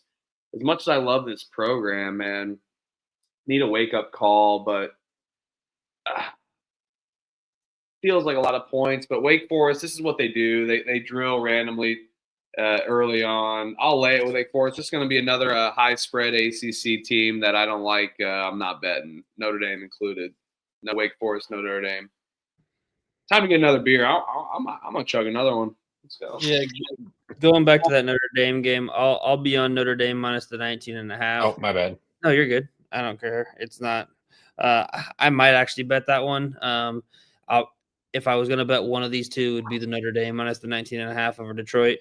But I will pick Wake minus the 20.5. I think Morehead State is complete ass. So I really don't trust them whatsoever. I mean, Huff said they needed a wake-up call. Hopefully their wake-up call was damn near losing to D2 Midway in that first game of the season on Monday. They were down in that game, ended up squeaking it out, 5-point victory. So maybe that's their wake-up call, and they can bounce back and be competitive here in this game. But I'll take Wake minus the 20.5. No bet for me. Like I said, if I'm going to bet one of these two, it'll be Notre Dame minus the 19.5. But we'll see if I bet either of them. Again, Virgil, thanks for the donation. Appreciate you. Appreciate the work. I mean, hey, appreciate all you guys. And I mean, the work that you guys do. I mean, everyone brings some great insight. Appreciate this. Like I said, community always over anything. Let's go Demon Deacons, by the way. All right, Kentucky's laying 32.5 against Valparaiso. Over is 156.5.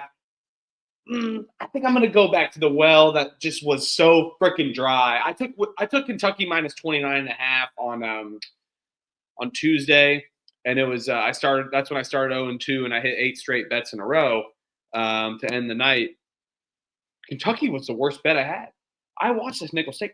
There was 3 made baskets. I'm not kidding. I'm not exaggerating. There was 3 made baskets in the first 5 minutes. It was 9-5. 9-5 with 13 minutes to go in the first half. Kentucky, what the hell? They couldn't do anything. I know Jalen Lowe was out, which was a problem, but they did turn it up in the second half. They went on a major run, and then they played with their food, and then brought the subs in. Anywho, I think Kentucky drills Valparaiso. I like Roger Powell. I like Valparaiso's roster, but I think this is a wake-up call for Kentucky. Another just we got to get up. Just like TCU kind of did with the loss to New Orleans. I know Kentucky still won by like 28, 27, or 26 points. But if you watch that game, they looked very bad. They couldn't hit shots. They were settling for stupid threes. No passing, no runaways. I know Trevor's going to have a little look-ahead spot here to Kentucky, but I don't think they can afford that after their sluggish start. If you watch them, this is a get-right spot before you go into Louisville to gain some confidence. If you lay another egg 2 times in a row before you go to play Louisville, who just dominated against Jackson State and covered my number with ease, and also played good in the first game, and had experience playing Kansas, you're gonna be in for it. I know Kentucky lost to Georgetown as well too. No disrespect to Georgetown, but you don't lose in Rupp Arena in an exhibition game, regardless of who you play. So I think Pope's got to figure some things out, and they're going to figure it out. And they had time to after they laid an egg against Nicholls State. So I'll lay it with UK on the big number here. They looked horrible, but they'll bounce back. Give me UK on the big number. Yeah, you had my cap. Kentucky, Louisville on deck. That's a big one. Kentucky handled themselves last time out. I know it may not have been to their standards, but they did just fine. I'm going to let this number climb. I'll be on Valparaiso at some point. Valparaiso's got size. They forced 24 turnovers last game. I know it was Eastern Illinois or whoever, but they still forced plenty of turnovers. They got size. They didn't allow anything from 3. They were able to rebound fairly well and get to the free throw line as well, but they also sent them to the free throw line a ton. But I think Kentucky obviously will improve here and look a little bit better, but I think Valparaiso has the size and ability just defensively, forcing turnovers and being able to box out, grab rebounds, and get to the free throw line. I think they'll be able to hang in there in this one. So I'll take Valparaiso whenever the number gets gigantic, similar to Jackson State today. Yeah, I will. I'll probably I'll be on Kentucky minus the 32.5 where it is right now. I don't think I'm going to bet it one way or the other, just due to that look ahead spot against Louisville. I think they can still kind of have a get right game, tune up game, as Ken said in the chat, and end up winning this by 25-30 and not cover and just piss me off yet again. After I had them 29.5, or I had them 28.5, and they ended up only winning by 27. So I'll lay off this time just on such a big number with Louisville coming into town. But I do think it is a get right game. They're not looking ahead per se, where they're not going to take care of business. But I want no part in that. I also don't want any part in laying or in taking the points with Valparaiso, because I just don't think they're very good. I mean, they did get the win against Eastern Illinois. Congrats, Trev, on getting that DoorDash bet from Huff. But I just, I mean, if this gets egregiously up to like it raises 8 points like the Louisville one did, and I'm getting like a 40 on Valpo, okay, maybe I might pull the trigger. But I don't see that happening. So no bet for me. I'll take Kentucky minus 32.5. That was a pick. It's up to 34.5. So it's on the move. If you like Kentucky, now or never. I took it already. I took it already. There you go. Hey, we both won on the same thing that we did tonight. Elliot and I won on Louisville. You won on Jackson State. Mm-hmm. Best of luck. Sweat free. Gardner-Webb is catching 29.5 at Clemson. Over under 148.5. Clemson laying 30? Seems excessive. It's up to 31.5, 30.5. So it's up one or 2 points in a few books. Gardner-Webb lost by 27 at Minnesota. Yeah, Gardner-Webb is not good. No. They were 6 of 19 from 3. They shot 34% inside of the arc. Key reason why here, your big man is 6'9". That would be a problem. That would do it. You got your 6'9" guys. You got one 6'9" guy. Clemson's got 3 6'10" guys. 6'9", 6'7", 6'8". Their guards are 6'3". This could get rough. Oh man, I'll lay it with Clemson here. I just think their size is going to be way too much. Gardner-Webb fouled a lot too, and just at some point, Gardner-Webb's not going to be able to grab rebounds, just due to how small they are. So give me the 29.5 with Clemson. No bet though. And this is why you bet. This is why you watch the Pump Fake Pod. You watch Kyle Kerms, TCE, wherever you want to watch. The college basketball community is better than ever. This is why you watch the time, and this is why the times that we do it. And this is where I've been more successful. When you look at my picks history page from 4 years ago, and whatnot, I was betting numbers right before the tip because I just didn't know better. And this is where you get the value. Sometimes it doesn't go in your favor, but most of the time we win. Elliot, I don't know. I think this Gardner-Webb team kind of sucks. Again, I'll lay the big number, but I'm not going to bet this. This is another ACC big number. I just don't want to bet. So I'm going to stay away from the big number there. Yeah, I agree. I'm laying it with Clemson. I think if you were trying to get me to bet something here, maybe bet the Gardner-Webb team total under. They struggle significantly there. I love that. On the offensive side of things, they do play a little bit with a little bit of pace, but Clemson, one of the slower teams in pace, but defensively, they're going to be fantastic on the defensive side of the things. So, you got a team that struggles offensively, can't really shoot from the 3, also can't really shoot from the free throw line. Clemson's going to limit possessions and, run the clock down to 5 seconds and get a good bucket and kind of get whatever they want against Gardner-Webb here. So, yeah, I like a Gardner-Webb team total under here. Yeah, I can get behind that. I could get behind that as well, too.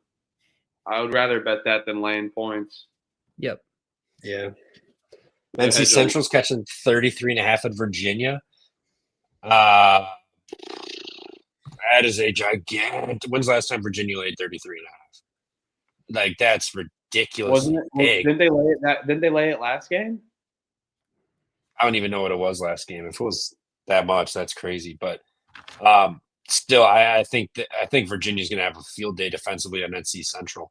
NC Central turned it over 25 times or whatever last game. Virginia really did forcing turnovers. So far this year, they forced a lot. Now you're going to get a lackadaisical team like NC Central coming in here, whose defense is absolutely horrendous. Gave up 100 and something to NC State, and then Virginia came out and won 87-53 to Rider, so they won by 34. If you think NC Central's worse, then this should be easy. I think the move would probably be like an NC Central team total under potentially, depending what the number is. Otherwise, I would honestly just lay it with Virginia. Virginia's got Hampton and Marshall coming up, so no look aheads here. I think they're focused, and especially after last year, under first year for Ryan Odom. I think Ryan Odom's going to come out and he's going to get Virginia back to that defensive matchup class. So give me NC Central team total under, and if I had to pick a side, Virginia, lay it. Virginia all day defense going to suck or be on their fucking ass. North Carolina Central gave up 114 NC State. You said it best. Lay it with Virginia. I haven't laid it with a big number yet in these ACC games. I'll lay it with Virginia. NC Central is going to – I mean, this Virginia team's different. They're different than the last 2 years. They brought in more offense. They're a little more physical like they have been. Give me Virginia against NC Central as well.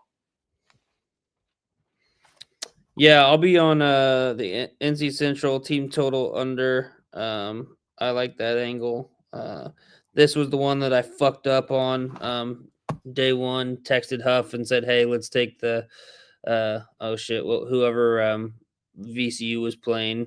And I said, "Hey, Wagner." I said, "Hey, let's take the Wagner team total under." Totally forgetting that Ryan Odom is now at Virginia. So then I ended up betting the team total under for Ryder. It hit with ease. So again, I'll go back to the well there. Take a team total under for NC Central. Like you said, they turn it over a lot. I think Virginia's going to be able to make it very tough for them to score.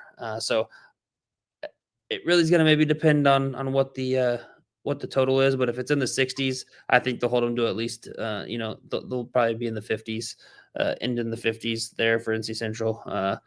If not, maybe I'll just lay it with Virginia. But my play would be the NC Central team total under. Yeah. Give me under the 59.5 if that's what it is. I would take a 59.5 under. Yeah, I like that. I like that too. And guess what?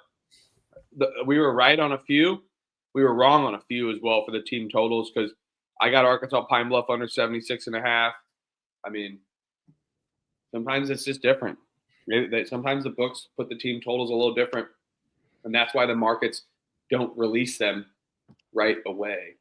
That's an 8% chug right there. Let's go, Virgil. That's a 8. Oh, okay. All right. I'll let constituents talk here. My colleagues here. I don't know about constituents, but colleagues is the right word about this one. Iowa laying 28.5.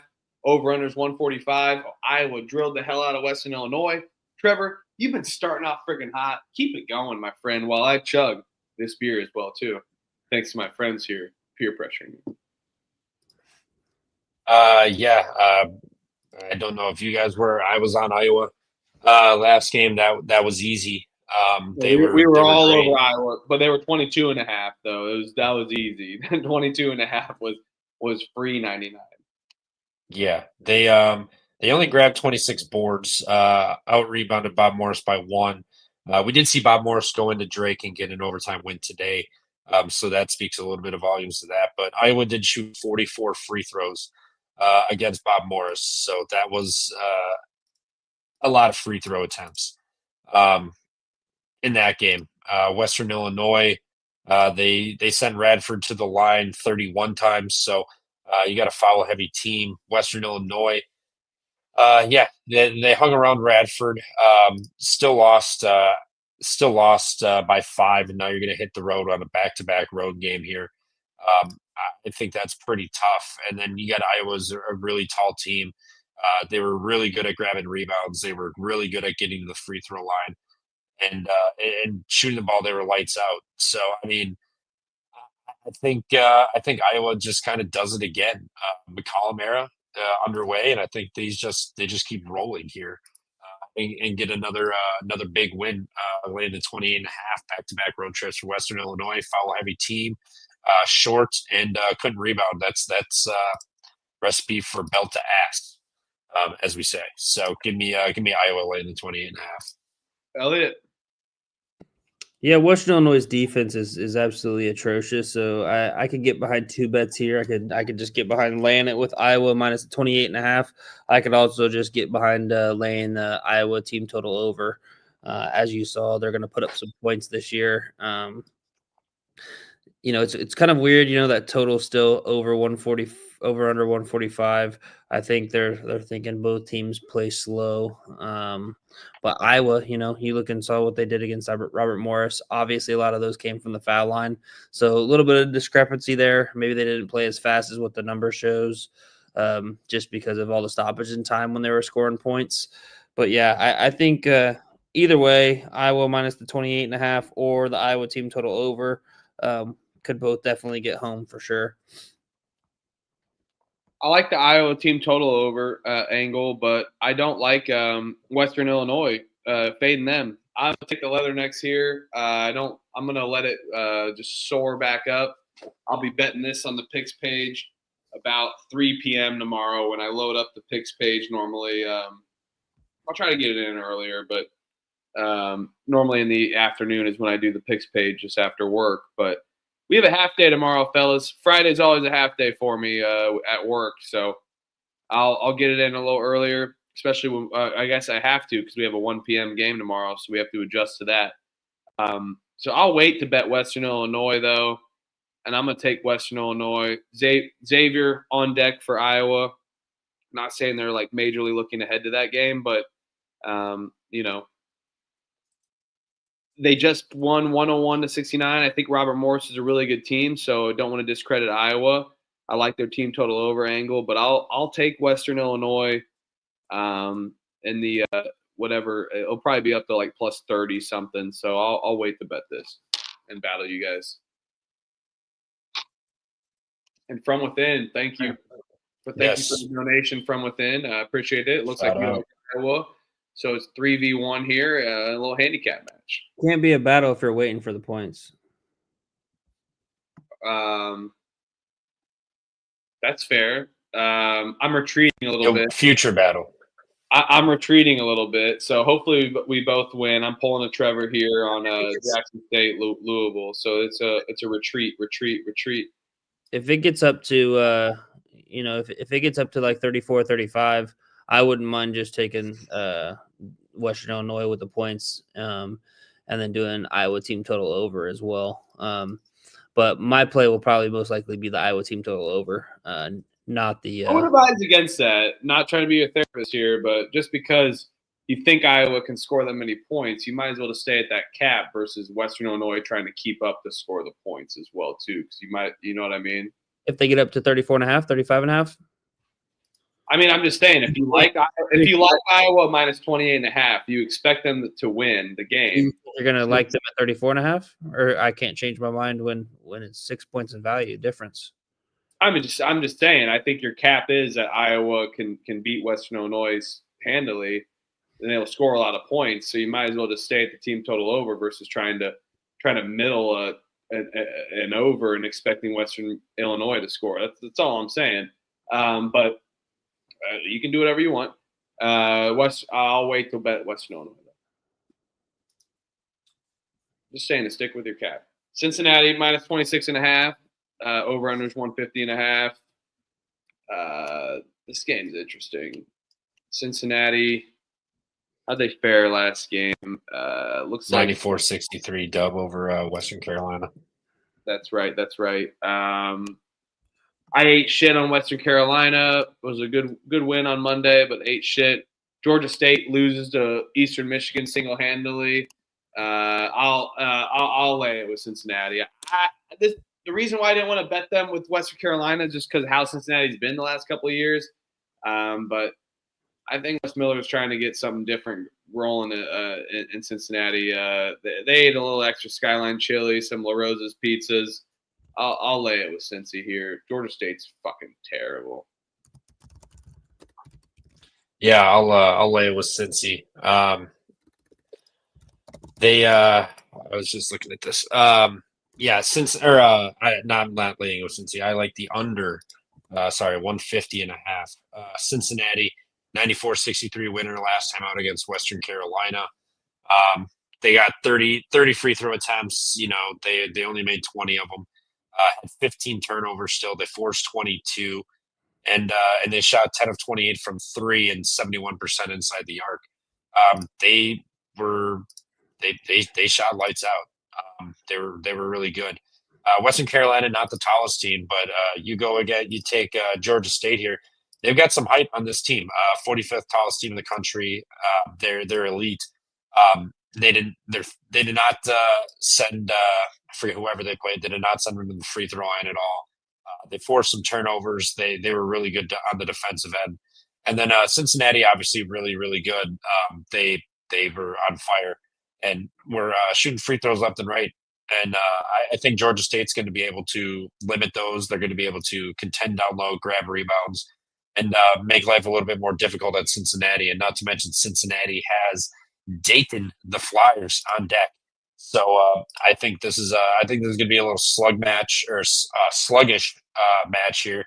I think this is going to finish well below 150. I think we're going to be sitting in the low 140s, upper 130s by the end of this. Cincinnati moved really quick last game, but no free throws or significantly less free throws projected.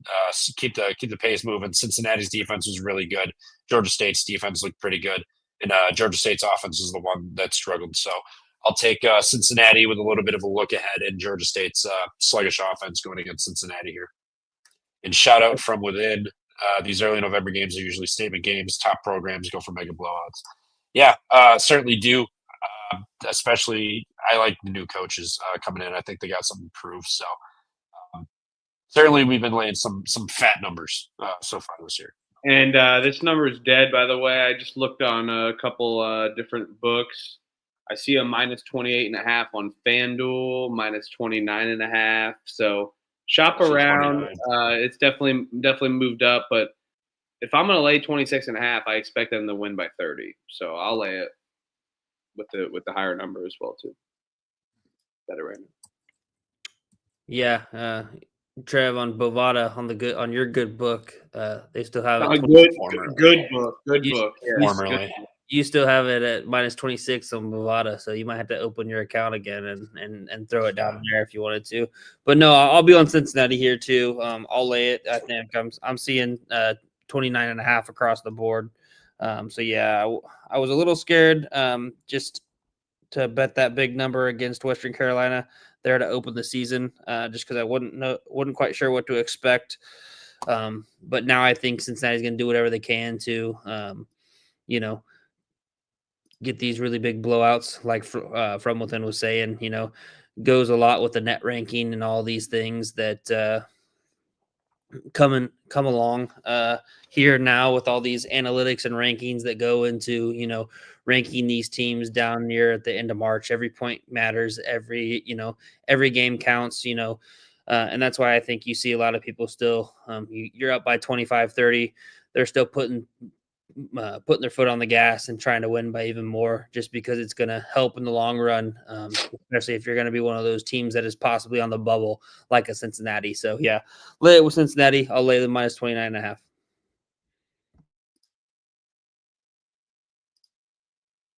Mute. Mute. Trevor. My buddy in Texas, and he loves Bovada. He always sends me the Bovada lines. I find it funny. But anyway, the Bovada classic. Bovada got me hooked to gambling, by the way. I was betting Bovada back in college. Not legally. Everyone's stumbled around the lands of Bovada. Yeah, and then they send you money. Well, it got easier with that match face shit, but Cornell's catching 4.5. I got this cap. Gotcha. What you got? Don't give a flying fadoodle cake that Kent State just went to overtime and put 103 to 97 on Troy. I don't think Troy is a run and gun style team whatsoever. Kent State is. Now you got Cornell coming in. First game of the year. Cornell, we know how they run. Don't care how many points that is. Give me the over here in Cornell, Kent State with the tempo battle. Kent State's gonna. They put up 198 points total in their last game. It did go to overtime. But this is Cornell coming in now. I don't care what Kent State's defense does. Their offense is going to run and absolutely gun. And they're also good shooters. And Cornell is a good shooter as well, too. This is Cornell's first game. So they're to play advocate there. Could be some limitations on offense. But we know how Cornell runs. They're an 80-point team regardless in college basketball. There's rarely a time we don't see them score 80. So I'll take the over here. I like Kent State to bounce back. They're going to be points will be had. That's for sure. But Cornell's first game, and it's on the road. Kent State, tough loss to Troy, overtime at home on Monday. Now you get Cornell coming in here. They were really good at rebounding. They shot almost 39% from three inside the arc was pretty tough, but shot free throws well. They got to the free throw line. And forced a fair amount of turnovers. Other than that, the defense looked kind of rough. I think the defense will look more improved given that Cornell hasn't played a game yet this year. You got Kent State off of a brutal loss at home, laying the 4.5. I'll take Kent State. I think Cornell's going to be a good team, but I think opening night, going to have to figure it out. You're on the road. Kent State will be rocking, and they're coming off a loss. So give me Kent State lay the 4.5. Yeah, just looking at it, it's up to 5.5, 6, 6.5 at some books as well. There's still a lot of 5.5s out there though, so you can definitely get the 5.5, which I would assume isn't going to scare you away, Trev. I like Kent State to bounce back as well. I think I would take them. I do like the over with Huff's angle also. Sometimes what I kind of like to do in these situations where I really like Kent State to bounce back, this is going to be a statement game for Senderoff. He's not going to want to start out 2-0 or 0-2 after losing that game to Troy. So one thing that, you could always do, which sometimes I like doing, is do a little same game parlay, Kent State money line, and then tease that line down to like over 159.5, take it down 7 points. You'll be kind of about plus money, I think, like plus 100 or so. So that's something I might do for this game. Just a little bit of fun, give you a little safety net for that over. But then also because I don't see Kent State losing. So that may be an angle that I possibly explore in this game. Just with that line going up to about minus 5.5, 6 now. And can kind of maybe do that. So look, check the picks page. I think that's probably what I'll do. Right now, I don't think I can adjust totals yet on any book currently. Usually they don't let you do that till the same day. So I'll be on that, but I do like the over. So if I have to bet something and I'm not able to do that, I'll bet the over, or I'll parlay Kent State money line with the Buffalo money line. Perfect. Game of the night, Kansas at UNC at the Dean Dome. UNC laying 1.5, 156.5 total. I've already made a bet in this game. North Carolina money line minus 115. This is a big game for Hubert. They went to Kansas last year with a pretty rough team, especially to start the year and just overall, and they lost by like 3 or 4 points. They kept it close.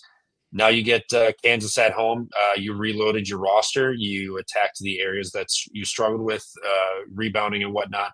Kansas, yes, they got better. Lost Dickinson and Storr and got that Darren Philipson, whatever that freshman phenom. Yeah, that guy. The freshman phenom. He's going on the road. This will be his first road game, obviously. Kansas last time Kansas lost a road game in November was like 2002. So they don't go on the road much, given they're Kansas. They're just a bunch of bye games, but they're hitting the road in North Carolina Friday night. This team came out and just absolutely shellacked Central Arkansas.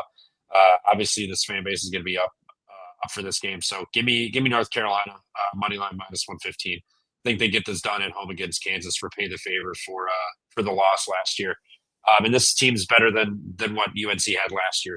Went on the Fog and did that. So on the road to the Fog and did that. So I'll take North Carolina money line as a home dog or short home favorite. Hey, Stooley, fuck you. No, I'm just kidding. I'm with you, man. I'm going North Carolina as well here. I think Kansas absolutely top down, better roster. Give me Bill Self over Hubert Davis twice on Sundays. Hell, 3 times on Sundays. I don't know how that works. Give me it all day, which really makes me tough to fade Kansas with just the talent that you mentioned. But you laid it out perfectly. Tough environment. This is North Carolina. I think their roster is a little overhauled here, but I am worried about it. Hubert Davis. The books appear to be as well, only laying a 1.5 opening up. They don't even know how it's going to work, so it's 50-50 here, especially for even with the home court advantage. So I think that attests to Kansas having the better roster here than North Carolina. But I'm with you. I'm going to take North Carolina on the money line. I'm going to go with the home team here. Over the better team. It sucks. I think Kansas is a solid team. I have a feeling Elliott's going to fade us here. What say you, Elliott? Yeah, we could battle Kansas money line. I think you never want to fade Bill Self in November. He always starts out really strong there in November. Has that 1 or 2 game stretch kind of at the very beginning of conference play where they lose a couple games. And then they get on a roll and go from there. He uses those games. So, yep. I immediately saw a little boost that I could use on DK. There's a 30% boost. If you guys have DraftKings on the KU North Carolina game tomorrow night, single game bet boost. So I was able to boost that, get KU at like +125. So I've already bet KU money line. I think like you said, have a better roster. They got the best player on the floor in Darren Peterson. Also, Flory Badunga. I think he's going to pose a matchup problem in the pick and roll. I'm not excited or high on North Carolina's roster. And I know, I mean, I get why people would want to lay off of it just with it being in Chapel Hill. That's my only main concern is that it's a true road game in Chapel Hill. The place is going to be lit because KU's coming to town. And, North Carolina gave up on football like 6 weeks ago. So it'll definitely rock. It will definitely be rocking in there. But I'm on KU here. Only the other, I guess, concern too is Darren Peterson. I know Brandon in the chat was asking about his availability. He's good to go. Practice Tuesday and Wednesday. He's dealt with some cramping issues that I guess apparently he's also had in high school as well. So he's been limited in the first 2 games, was limited in the exhibition game, and then was limited in the game against Green Bay as well. So don't know if he maybe has like sickle cell, and that could be causing some of his cramping. Just with him being African-American, he could be predisposed to sickle cell. So that's kind of my thought or theory on it. So that's something to watch out for, but because if he's limited to 24 minutes, when you have your best player and you're going to rely on him to score and play 30+ minutes a game, if they can only have him for half the game, then that definitely changes the trajectory of this KU team. So if he plays 30+ minutes, I like KU. All right. Mount St. Mary's is laying 3.5 against Bucknell. Fuck out of here, Mount St. Mary's. Give me Bucknell plus 3.5. I think Bucknell top down, better team. I found Mount St. Mary's under against West Virginia. I will admit that they were competitive. This is the type of time where Mount St. Mary's I'm going to bet on. I love betting on Mount St. Mary's in conference play. They're always sneaky. They play really good defense on the perimeter. But it is a home game. I think Bucknell's. I'm really high on Bucknell. They go in a home game, beat Delaware 78-70 with ease. I think there's an advantage for Bucknell. Certainly, Mount St. Mary's definitely has height. Bucknell can match it. But give me the guard play of Bucknell in the scoring here. I'll take them plus 3.5, and I can be convinced and might money line even get a little greedy like YouTube TV and Disney or Google and Disney. Those little fucks. And here, cheers to Bucknell plus 3.5. By the way, this is not a 8%er. This is a fucking Bud Light, so this should be easy. Yeah, Bucknell for me, not playing it. Come on, play with me. I'm not laying. No, come on, play I'm not with laying. me. Bucknell No. plus 3.5. Play with me. Come on. No, maybe tomorrow, but no, I'm good right now. I'm not laying 3.5 with Mount St. Mary's. It is their only home game until like September 29th or December 1st or some shit. So road game, come home for this game, and then they hit the road for about 5 of them. So maybe it's a get up spot to get a win here at home, but it's not really that much of a lit environment. Give me Bucknell or nothing. Yeah, Hasty brings up a good point in the chat. That Amon Dories, the international center that they brought in, another 7-footer to kind of fill in the void for Noah Williamson after he left to go to Alabama. He's really freaking good. I watched him play in that first game against Delaware. Bucknell won that, 78-70. I think he had 20 points, 11 rebounds. So I think they found their guy at center who will fit their system. So I like Bucknell here. I'll ride it with you, Huff. Let's do it. Plus 3.5. I'll bet it. All right, let's do it. Elliot, come on. George Mason, minus 11.5 against Winthrop. Over-under is 146. Interesting stuff here. Winthrop goes into Fairfax. I mean, we know George Mason's defense is staunch. We know what Tony Skinn can do. They win 70-46 against Wofford. Winthrop played well against Queens, but I know they lack defense. I wasn't worried about their offense, but they lack defense. I think that's going to be a problem. I like George Mason minus 11.5 here at home. I think their defense is going to continue to dominate. And even with a good Mark Prosser team of Winthrop, I don't think they're going to be ready for this defense that they didn't get to experience against Queens on Monday. So give me George Mason laying the points here. Yeah, I'm with you. I'll lay it. Winthrop, beat Queens by 7, field of 68. Queens, I don't think hit a bucket the last 4 minutes of that game. They were leading and then blew it. And then Queens went out today and beat Lynchburg 87-76 at home. So they struggled with them. So is that maybe Queens is not as good as we thought? They're struggling out the gate a little bit. Winthrop needed a scoring drought for them to come back against Queens after they blew the game originally and got it back. George Mason handled Wofford by 24. Staying at home against Winthrop here, I'm with you. Give me George Mason. I think Winthrop benefited from some poor play from Queens and some bad luck on Queens' behalf for not scoring for 4 or 5 minutes. So give me George Mason laying it.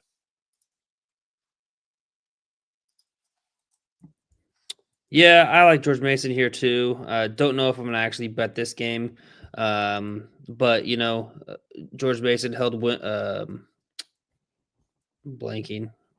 We just literally talked about him. Wofford, golly, another W, to 20% from the 3. So Winthrop, they're going to shoot the 3.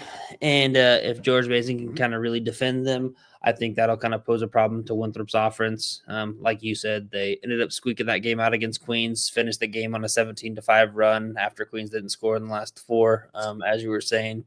So I think this is Winthrop's glad that they were able to pull that first win out there at home.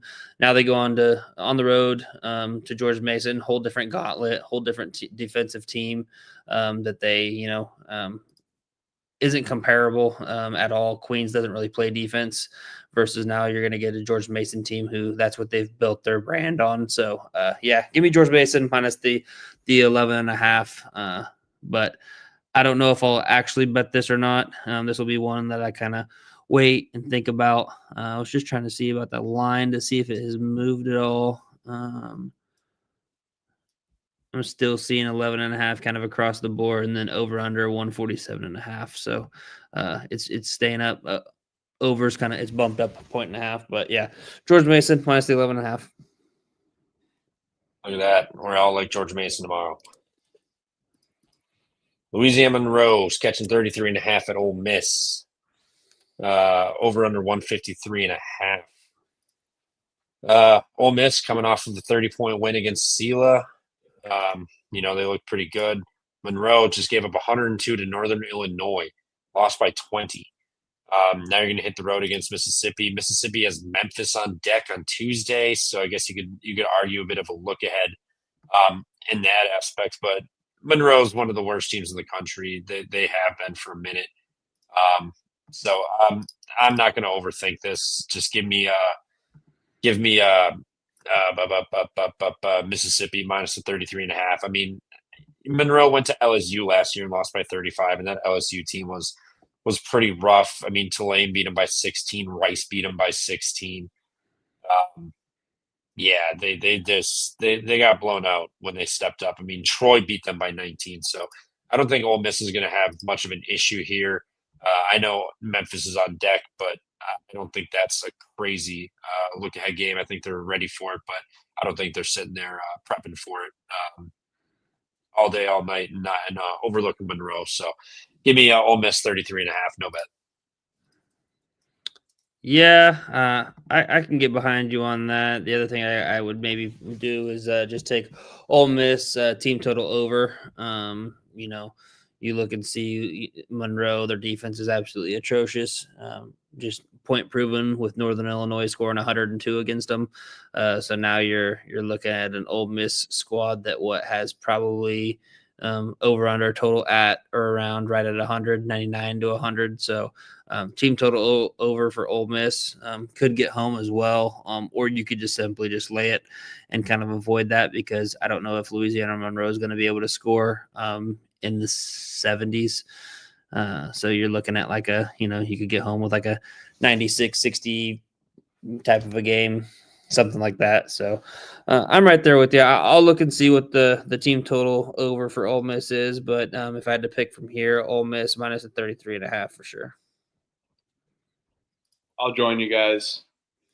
ULM, but I'll wait. But I'm not going to do that. Chris Beard wants to beat the shit out of these teams, and it's in state, somewhat in state. Give it to me. Ole Miss. I'm with you guys. I have to give my dog my medicine. That's why I'm taking so long, but I wanted to hop in and give Ole Miss minus 33.5. Sounds good. We go from a team that can score to this game. Brandon seeing Ole Miss team total over 94.5. I'll take that. If I can get 94.5, that'll be my bet for that game. All right. Buckets.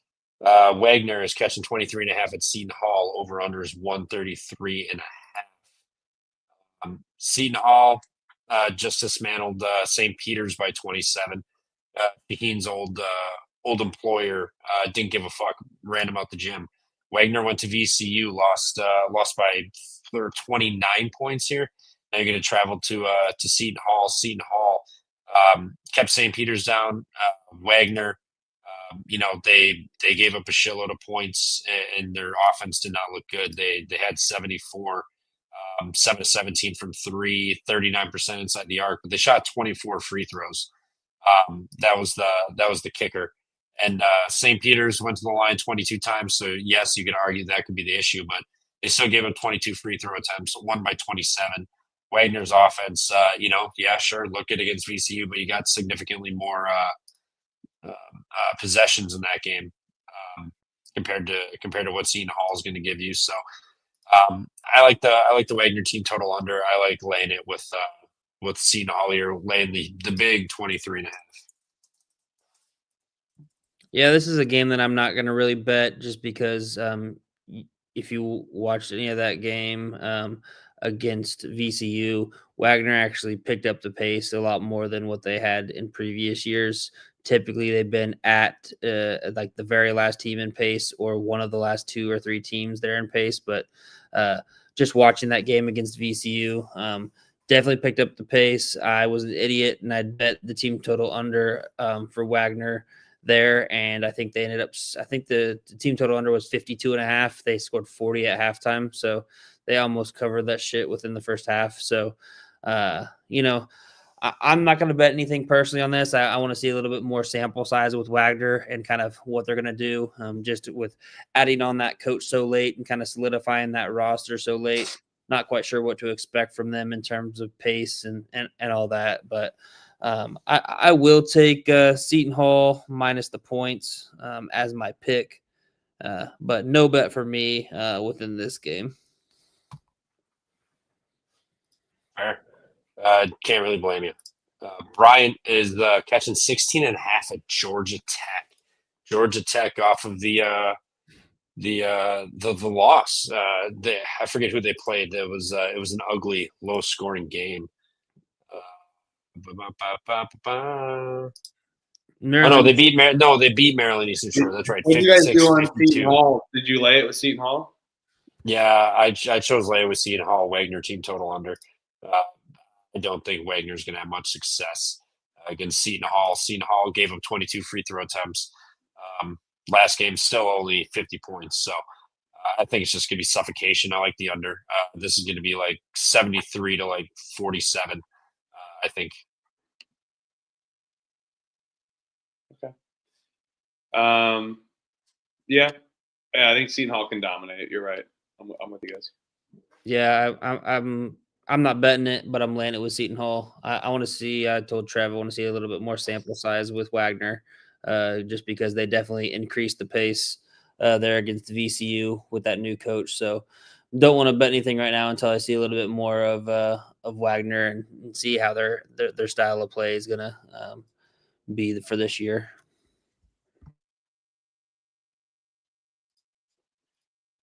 Bryant, Georgia Tech's laying 16.5. Is this a bounce back, or is this a spot Georgia or Bryant can hang around in? I mean, Bryant didn't look too great versus Siena, but Siena is a pretty good team. 36 rebounds to 34, so it wasn't too bad in that aspect. But what was bad was the 20 turnovers from Bryant last game. That's a lot of turnovers. And Georgia Tech, it was Maryland Eastern Shore, but they still forced 19 of them, and they still somehow were finding themselves in a dogfight with Maryland Eastern Shore and having to go to overtime to get this done. Yes, you could argue that the pressure is on them. They have to come back out and get an absolute dominating dub, but I don't think this Georgia Tech team is that good. I don't think Stoudemire is a good coach. This is just too many points. Give me Bryant with the 16.5, but probably won't bet this. Elliot. Yeah, I'm gonna pass on this game. Just in general, a lot of other games that I'd rather bet than this one, but yeah, I think you're on the right side there. I'll take Bryant plus the 16.5. Yeah, I'll follow the well. I'm not going to lay it with Georgia Tech after not laying some of these other ACC team numbers, so I'll follow you guys here. Not betting this. I know I'm not betting this. Not even thought. No shot. Sorry, UConn's laying 30. Sorry, I keep bouncing back and forth. My dog. We've been battling the medicine. We got it though. But now I got to put him back. Apologize. You're good. UConn's laying 34.5 to Lowell. Huskies gonna bounce back here and shellac somebody, or are they just going to kind of go through the motions and win by 27? No, I think this is one that I'm gonna back UConn here. I'll lay the minus 34.5. I probably should just bet it because I'm guessing it's probably going to go up. Not quite sure what UMass Lowell has. I don't think they're as good as what they have been in the past. But I don't think Hurley was very happy with the performance that they had against New Haven there. Kind of a christening for the new D1 team coming over from D2, and you only beat them by 24. I think he's gonna try to prove a point here. He's gonna make an emphasis on these on it with his team to, hey, we gotta finish these games. We gotta crush these lower tier teams and make things look good. So it's all about style points for him. So I think he'll definitely be trying to run up the score here. Yeah, I can't argue that. But UConn should have ran up the score on New Haven. Failed to do so there. UMass Lowell, they have a game under the belt. They played a D2 school, won by 52 points. They looked pretty good, obviously, but you're playing Riviere, so that amounts to a hill of shit, basically. So I'm still going to take UMass Lowell. UConn hasn't covered these big spreads and bye games in 2 years. Last year's team wasn't all that, and this year's team starting off the same way.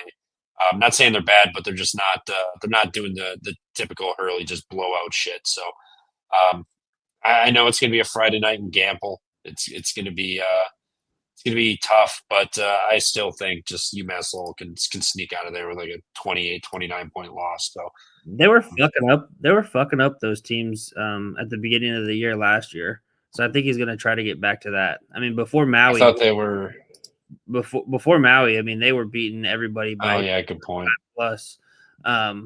But so I think that's why he's not happy. I think he's wanting, hey, we're winning these games by 35. We're winning these games by 40 plus. The dude is fucking nuts. Like Ben said, he's a psycho. Looks like Scatback might have some inside information. He's pissed off. Practices have been intense. So give me UConn here. I'll take UConn as well. I mean, if I'm wrong again, then I'm staying off UConn for a while because this is the same shit I did last year. Following UConn blindly. So keep an eye on that. But I'm with you. I think UConn comes out with some intensity from psycho to psycho. Thank you, Dan Hurley. Because I'm a psycho as well. I'm sure my co-hosts know, and I'm sure all the chat knows as well, too. Just Ted Psycho. Oh, Trevor, this is all yours, my friend. I'm not touching this game. Oh, baby. Murray State's land 35. They looked damn good. They looked damn good last time out. Mississippi Valley State, I'm pretty positive, played a game today. Women. They beat up women. Yeah, that's right. Women. Yeah, they had a game. Sorry, yes, that was yesterday. You're right. Sorry, it was yesterday. But UAB beat this team by 51. Mississippi Valley State. This is what they do. They just go and lose by 100 points to everybody. I'm gonna lay it with Murray State. Will I bet this? Probably not. But I'm not catching 35 with Mississippi Valley State. You're going to look good until the final 10 minutes, and they're going to give up a 16-0 run, and all of a sudden they're losing by 34, and you're wondering how the fuck he got here. So give me Murray State minus 35. Probably not going to bet this. And this is a proud program. This is Murray State, proud program. They're in the Missouri Valley now, so it hasn't been the smoothest transition like it has with Belmont. And I think this year with the new rebrand, it's going to be. So I'm with you, Trevor. No point in thinking there's an edge with Mississippi Valley State plus 35.5. Murray State dominated that game. The score did not attest to what the actual game was like with Omaha. So give me Murray State with you, my friend. Yeah, I'm going to be on Murray State minus the 35. I'll be betting this. I'm just going to be betting basically every spread against Missouri, against Mississippi Valley State until it loses, and then I'll rehash my processes. So I'll just until I lose one of these big spreads against Mississippi Valley State, I'll continue to bet them. I did happen to look up. There's a Buffalo Wild Wings a mile away from Murray State's campus, so watch out. Mississippi Valley State will be there. They're probably there right now tonight, or they were there tonight. I can't wait till they come in into Manhattan here later on in the season. I'll enjoy another meal with them there at the Buffalo Wild Wings in Aggieville. Looking forward to seeing them again. Murray State minus 35 for me. If it ain't broke, don't fix it. I'm going to keep fading Mississippi Valley State until they prove me wrong. Yep, let's fade them. I just laid the third. I'm seeing 36.5, so I laid the 36.5. Let's lay it. I mean, yeah, I'm betting this right now. I got DraftKings up right now, FanDuel up right now, ESPN Bet. I just pulled money out of ESPN Bet. I got Fanatics Sportsbook up, which they're kind of limiting. Freaking David Rubin, how much money do you need if you're going to limit fucking me for not just hitting a couple units here and there? Just want to say, guys, make sure.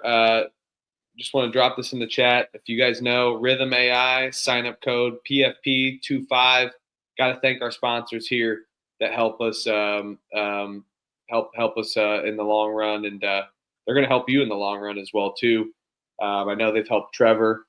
Trevor's whipping out WNBA stuff in the summertime. He was making me cash WNBA bets. He was making me cash NBA bets, MLB bets, and I know that he originates MLB, but a couple of those other plays comes from Rhythm AI directly. So it got to shout out Rhythm there. Make sure to use your sign up code PFP25 for 25% off the first month. So you guys can get a little trial run there with our promo code there. Would appreciate that. And make sure to like and subscribe the Pump Fake Pod here on the YouTube channel. Follow all of us on our socials, YouTube. We're going to get an Instagram here soon. So I don't know if you guys are on Instagram, but maybe get in the Reels game a little bit. I don't know about TikTok. We made a TikTok, but I tried to get into it, and we got banned pretty quickly. So no gambling content on TikTok, I guess. And Nicholls State laying a point against Eastern Illinois. Nicholls, dude, they couldn't hit the broadside of a barn against Kentucky, but it is in Rupp Arena. This is Eastern Illinois. Trevor, do we do another DoorDash bet instead of do we double or nothing DoorDash here? No, I got nothing for this game. I have no interest. I couldn't tell you side or anything. I'll take Nicholls -1 off of Kentucky. More experienced, better team they played. Okay. No bet here though. I actually like Nicholls money line. I think this is a fraudulent line here. Nicholls actually played good defense against Kentucky. They couldn't hit the broadside of the barn, like I said, but I think it's a correction game for Eastern Illinois or against Eastern Illinois here. So give me Nicholls State money line. I'm betting this actually. And check the picks page always. Picks page posted on our Pump Fake Pod Twitter. Elliot does a nice little organization. We got Excel sheets. We're on the way to releasing something bigger. We've been saying that for quite some time. So I'll quit saying that. I haven't said it much this season yet, but the sheets page works great for now. So it's viewable to everybody. Make sure to do the Pump Fake Pod Twitter at Pump Fake Pod. All of our pick sheet is pinned on the Twitter. So check it out. Yeah, I'll be on Nicholls money line as well. Tavon Sadler, love him as a coach, youngest coach in Division I, but that doesn't mean anything in my opinion. I think he's a really good coach.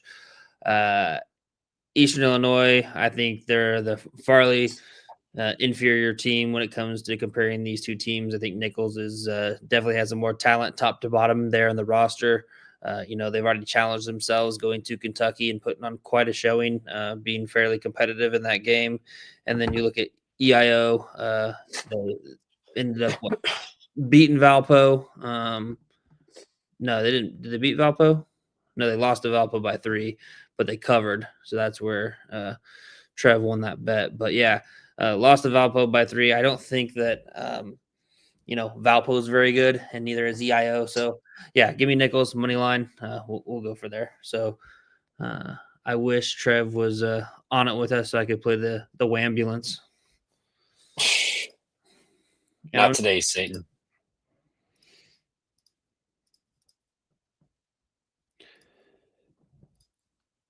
Anywho, next game, SEMO is catching 23.5 at Missouri. Over under 156.5. Elliot, our resident Missouri-ish guy.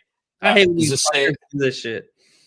Is this a little brother spot? They jump you're up a part and of the cradle. Just admit you're a part of the cradle, Tad. A little bit. You're a part of the cradle. Fuck no, I'm not. No, you're a part of the cradle. Admit it. I'll never admit that.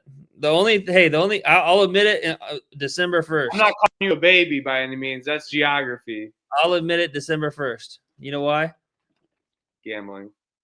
That's when they finally approve sports gambling in fucking Missouri. So I know. I went to the Ozarks in August, and I mean, I wasn't trying to gamble too much in August. I was just stacking up my bankroll for this season, college basketball. It's been like a savings account here. Don't advise that for everyone, but anywho, I was amazed by how Missouri wasn't legal. Yeah, stupid. So stupid. But anyway, so maybe I'll admit that I'm somewhat very, very distantly part of the cradle on December 1st, maybe. But this number seems kind of low to me, in my opinion. I believe St. Louis was laying a bigger number, or were they laying 19.5? I can't remember. Was it 19.5 what they were laying? Let me look and see. Do you guys remember?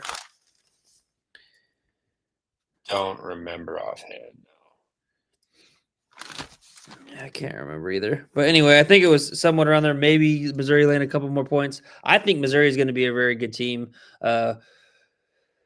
First game, they're in Columbia.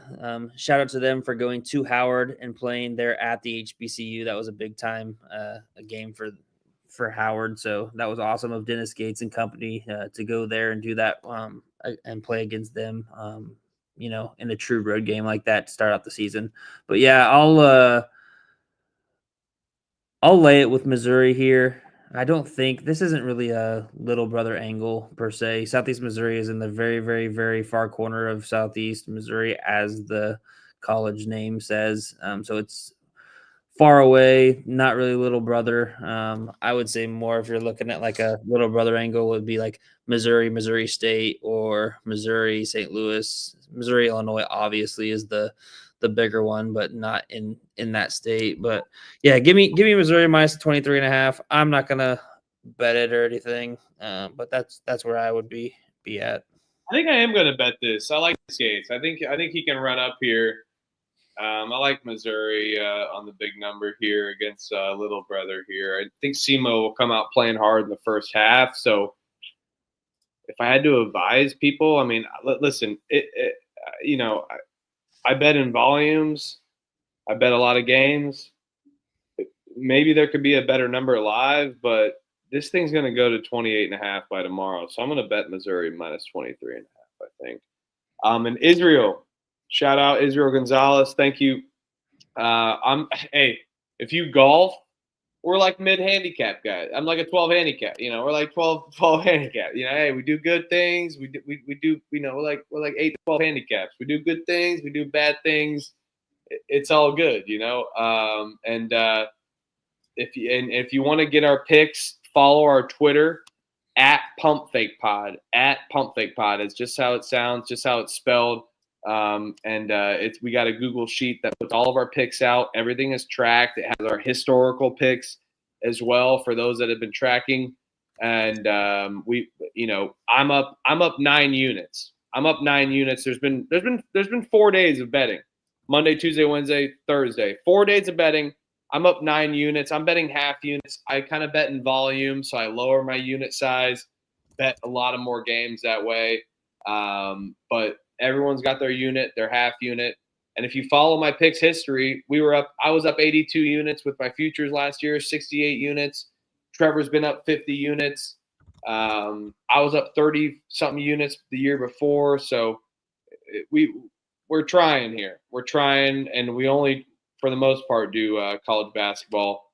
So if you follow our picks page at Twitter or our Twitter at PumpFakePod, it's a pinned tweet, has all our picks there readily available, and we're going live talking every game as well too. So appreciate you, and thanks for tuning in. We really appreciate you. And the college basketball community is great. Chat's great. We're a big community here. Definitely appreciate you, my guy. Sam Houston State's catching 28 versus Texas Tech, over under 152.5. Texas Tech has I'm sorry. They got Illinois on deck. True road game, Illinois Tuesday. I think Texas Tech can probably just dog walk these guys, but Illinois on deck, I think they're more just prepping for that. If I'm going to play this game, I'm taking Sam Houston right before tip, whatever that line is.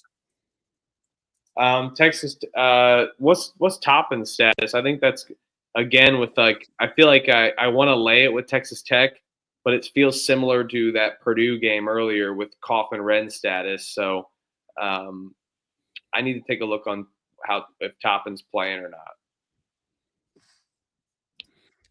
Yeah, and LaJuan Watts, he's another guy that was out for that first game as well, which obviously opened up the door for the showcase I'm blanking on my guy's name right now, Christian Anderson. Just allowed him to showcase his talent, showcases his abilities. I think he had 34 points against Lindenwood in that first game. I'm an idiot, hand up. I'm an idiot for cashing out, or not. I didn't cash out. I hedged from my bet on that Texas Tech minus 34.5 with that injury news. But you always I always talk about the 1 game bump. Somebody gets hurt and is out, you get that 1 game bump. So if they remain out, maybe we do just let this kind of tick up and bet Sam Houston State, especially with Illinois on deck as well. Is it a true away game, Trev? Is that what you were saying? I think is it For Texas Tech next? Yeah, for Texas Tech at Illinois. Yeah, it's a true road game. So, we'll see. I don't know if they're going to maybe hold out both of those two. I haven't seen anything on the injury news. I'm not going to be doing anything with this game tonight. I'm just going to wait, let it get bet up, and then kind of look at the injury news tomorrow and see what I can do there. Definitely. VCU's catching 3 at Utah. I believe this is not a true road game. I believe this is a neutral site. Yeah, you're correct. It's in Texas. Yep. Comerica Center in Frisco, Texas. VCU is catching 3 on a neutral. I kind of want to just lay it with Utah State. Not the usual VCU team we've come to see. Defensively, they looked a little meh the other night out. 74 points given up to Wagner. Did score 103, so that was good. But now you're going to hit the road for this game against Utah State. Utah State dispatched Westminster by 54 for whatever that's worth. But I think Utah State with the continuity and everybody they're returning and a new VCU team, I'll lay it with the Utah State here.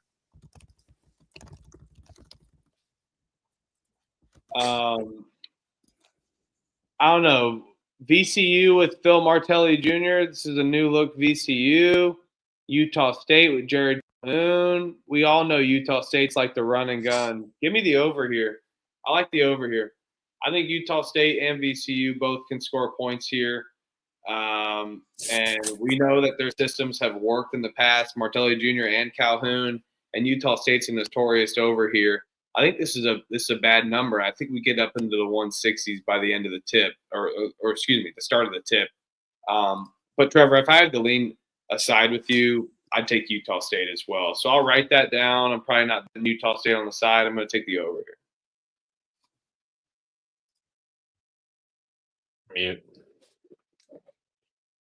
Fuck. Elliot's in a dentist office, by the way. I just want you to know he's in a dentist office. Why? he's got like a little there's like a little like map back there. It's like it's like a office equipment there. Oh, yeah. It's actually it's a stand. Okay. it's a stand. That's actually a signed game worn Steph Curry shoe that I won on a Twitter contest back when I was in high school. Ooh. Back before he was before he had his own shoe, we were just talking about the hyper dunks or hyper rises or whatever, hyper dunks. I think. Oh, when we were texting about that, yeah. Elliot, just for context, Elliot sent me a picture of him. He was captain, obviously. He was dapping up at half court back in his high school days. And college. That was college. Okay, yeah. I thought it was high school, but Elliot showing his age a little bit against me, a little bit, but I think he's a tad healthier than me, just a tad, just how I've been treating myself on this podcast. But as soon as he sent me the picture of him dapping up, I was like, 2011, 2012 hyper dunks, hyper fuses. Those, I mean, he said, yeah. I mean, fantastic shoe line from about 2008 to 2013, hyper dunks, hyper fuses, fantastic. And even in college, I didn't mind the Adidas TS Commanders as well too, but those are another story. Yeah, no, I couldn't get behind Adidas. But anyway, so yeah, Utah State. I'll lay it. Utah State -3 immediately. That is what came to my gut right when I saw this number. I do like the over too. You saw what happened in that VCU Wagner game. If they can score 170 plus points there, why can't a VCU and Utah State team game do that as well? The only thing would be the neutral site. You can always say, a little bit lower scoring there in the neutral site game. I'm kind of not a big stickler when it comes to that. I don't think that really necessarily matters too much. So yeah, I do like the over, but it's Utah State -3 for me. And it might, I think, did it go up a little bit? Is it 3.5 now? Probably 3.5. Yeah. Trevor Sfugazi book will say 3. It's probably 3.5 on these like fucking corporate ass books. No offense. Please sponsor us, DraftKings FanDuel. But no, I'm kidding. 2.5 on BetMGM. So I'll take the 2.5 for sure. Ooh. He's going to BetMGM. He's going to I think New York, and Vegas is BetMGM as well. Check us in Vegas in March. I got a room in Vegas in March. We got some radio spots. Life's gonna be good. If you're going to Vegas in March Madness, make sure to come out. We'll be out there. I think the whole Pump Fake Pod's coming out. We got a room together, so stay tuned. DePaul's laying 21 against Stonehill. This is a different DePaul team. I'm laying it. I can't believe I'm doing this. DePaul's laying 21. A different DePaul team back in the past is going to have around a 15 to 16 number even against a shitty team like Stonehill. But I think DePaul gets it done, actually. I like the way that they run and gun. Chris Holtman's a good coach. They won against Chicago State against 30. And Stonehill's offense is a little putrid, in my opinion, even after beating Thomas M.E. 100-48. Give me DePaul laying the points. Let's have some fun here. I think this is a little fun little dive here, laying that many points. DePaul. Don't get that many opportunities. Yeah, I'm with you. DePaul probably routes them. They got the size advantage on Stonehill. Stonehill's first game versus a D1 team. DePaul, nothing to look forward to. They got Buffalo on deck. Yeah, Stonehill, congratulations beating Thomas of Maine by 52. But DePaul is becoming slowly a respectable team for their standards under Holtman. I think there's another spot they just put belt to ass and just get one of these gigantic wins again and start building up confidence for the season. So DePaul -21, not bad. Yep, I'm right there with you. It'll be DePaul -21 for me, but it'll be a no bet. This is not a game that I want to watch or even want to have to check the stats on. So sorry, Cap, but DePaul -21, no bet. Southern Illinois -13 against UMKC. I kind of want to lay it with Southern, but I don't feel comfortable enough to lay 13 points since UMKC minimizes possessions. But UMKC a little different this year, which is good to know for this potential play. Southern Illinois at home, Kansas City played Evangel. Their defense is atrocious, so I think they gave up 74 to Evangel. I think Southern Illinois can score 100 on their own. I'm taking the over here. Give me the over. And I could be talked into just taking a team total over for Southern Illinois as well, too. Yeah, I'd lay it with Southern Illinois. Like you said, UMKC struggled with a D2 team. Southern Illinois won by 41 against their D2 team. Now they stay at home. Yes, they got a road game against Nevada next Wednesday, but this is your home opener against the D1 team. I think they get it done. Salukis, much better team. Line feels about right, which kind of sucks. Like it feels like is going to be hovering around there. Southern Illinois wins by 15 or so, but I'll take Southern Illinois. Not going to bet this up. Yeah, Evangel is actually, it's not even D2, it's actually NAIA. They actually are in the conference. It's even worse. They're in the conference that I played in. So I will back Southern Illinois minus the 13. Fool me once, shame on you. Fool me twice, shame on me. If UMKC comes out and covers this number, I'll be thoroughly impressed after struggling with Evangel there. But I just think Southern Illinois is the significantly better team, and I'll back them here in both teams' first game against the D1 opponent.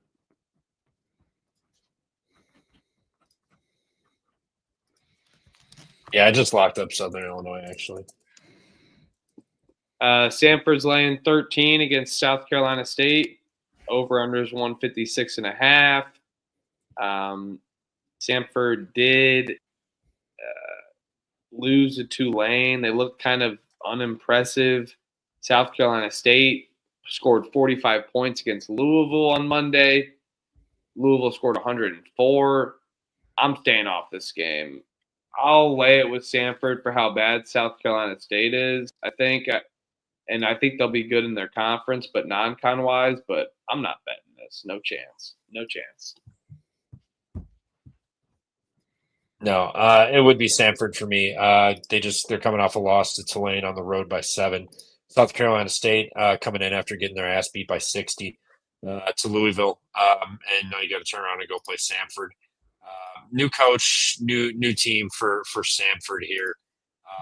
That kind of sucks. I don't want to back Samford, but I'm not putting money on South Carolina State. It would be South Carolina State plus 13 or nothing, but it's going to be nothing for me. Yeah. I mean, South Carolina State, they were kind of this a good surprise last year in the MEAC, 20 and 13 overall. Had some good wins, throughout the season. They're in conference, but they really struggled outside of conference play. Last year, they played Samford at home. They only lost by 7. That was against the buckyball team. So maybe it'd be good to back South Carolina State here. I don't know. Samford's probably the right side, but I mean, damn, South Carolina State, can you play any worse after that 60-point ass whooping that you took by Louisville? So give me South Carolina State, but no bet. But I'll get them on the bounce back to keep it within that number. VMI is laying a point at Southern Indiana. Interesting kind of number here. Southern Indiana in Evansville, home team. Southern Indiana played against Butler. There was spurts that their offense was good, but otherwise looked like shit. VMI played Johnson and Wales. Pump Fake Pod was kind of high on VMI here, but I may have to be talked into betting this, but I could take USI at home on the plus money line, and I think I might. Oh, my bad. No, I'll take VMI minus the 1. We know we're all fairly high. I like VMI. I think they're going to be much improved this year. Southern Indiana kind of hung in a little bit against Butler, but it was more Butler just kind of took their foot off the gas and they still, coasted away to 30. I get Southern Indiana's home off a loss. They played a better team here, but VMI is a team I'm high on. I think they're going to be much better this year. And they put up 122. I know it's a D2 team or whatever, but still put up plenty of points. And then Southern Indiana, 30-point loss against Butler, and now you're going to head home real quick for 1. I just think VMI is the better team here. Southern Indiana did nothing that impressed me, or that I thought they might be able to execute better and beat a VMI team. So give me VMI on the money line. I'll probably bet this tomorrow. I think this will probably flip over to VMI being a dog. Yeah, I don't know if I'm actually going to bet or if I will bet this game, but I'll probably end up. This one's tough. I haven't really been super impressed with Southern Indiana. Give me VMI on the money line. No bet for me though. The fact that Southern Indiana's already had a D1 game, VMI hasn't, and VMI's traveling on the road kind of scares me off of betting VMI, but I'll take VMI on the money line because I do think they are the better team and have the more talented roster.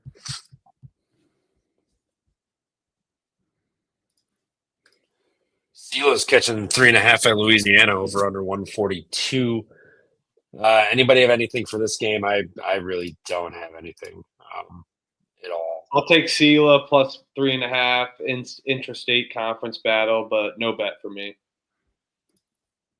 Yeah, I like that. I'll take the points then with Sela. No bet. I ain't touching this game. I gotta learn more about them. Yeah, they kind of have a little overhaul. I do like taking the points there just with a intra-conference battle. So yeah, I'll take Sela plus the points. But again, this is probably not one of those games that I'm gonna bet unless I find a good angle or see a good nugget that'll kind of push me to bet on the Sela side. I know I for sure won't be betting Louisiana Lafayette at all. Northern Illinois heads to Wisconsin. Wisconsin's laying 26.5. Now, Wisconsin, yes, they won by 32 against Campbell. That was all basically the final 10 minutes. Campbell had us on the ropes. They were right there competing with us. And we still just did nothing until late. Northern Illinois put up 102 points on Louisiana Monroe, also gave up 82. Wisconsin's got nobody on deck. Wisconsin was kind of getting scored on by by Campbell there. Prior to those 10 minutes, it was a high scoring game for both sides, and then Wisconsin walked away with it. But I think Northern Illinois can do the same thing. Their offense looked pretty good. This is going to be like the biggest game on their schedule for the year here. And Wisconsin, they have nobody on deck. I feel like they could come out and just pound them, but I think this is a spot where Northern Illinois can kind of hang in and lose this game by 23-24, somewhere around there. So give me Northern Illinois with the points tomorrow. They got Ball State. I'd take an over too. They got Ball State on deck. That's a big look ahead spot. Yeah, you'd never booze in Muncie, man. I mean, listen. Ball State may not be the best team in Indiana, but we will out-booze any freaking team in the state of Indiana. Speaking of that, final beer chug. I mean, you guys better start keeping up on these beer chugs and become an alcoholic in this like me right now. I'm not an alcoholic, by the way. I'm a stone bag, but public after dark. I like getting stoned, but I like boozing too. And I've been boozing this week and it's been working. I'm up 9 units. Maybe drink some fucking beer. Come on, guys. Can't argue that. I have to be up at 5:30 in the morning, so I take it easy until the weekends. Friday shows would be different, but well, just so you know, Trevor, we wake up early as well too. I have a meeting with my client at 8 a.m. We have a client. I have a meeting with my client at 8 a.m. tomorrow that I have an hour and 20-minute drive away. Luckily, he knows and is a follower of the Pump Fake Pod, but he knows I'm a degenerate. But it's gonna be rough. It's gonna be rough. It's gonna be rough. Yeah, no, I'm gonna for that Northern Illinois, Wisconsin. Wisconsin got me last time. I was on Campbell plus the 21.5.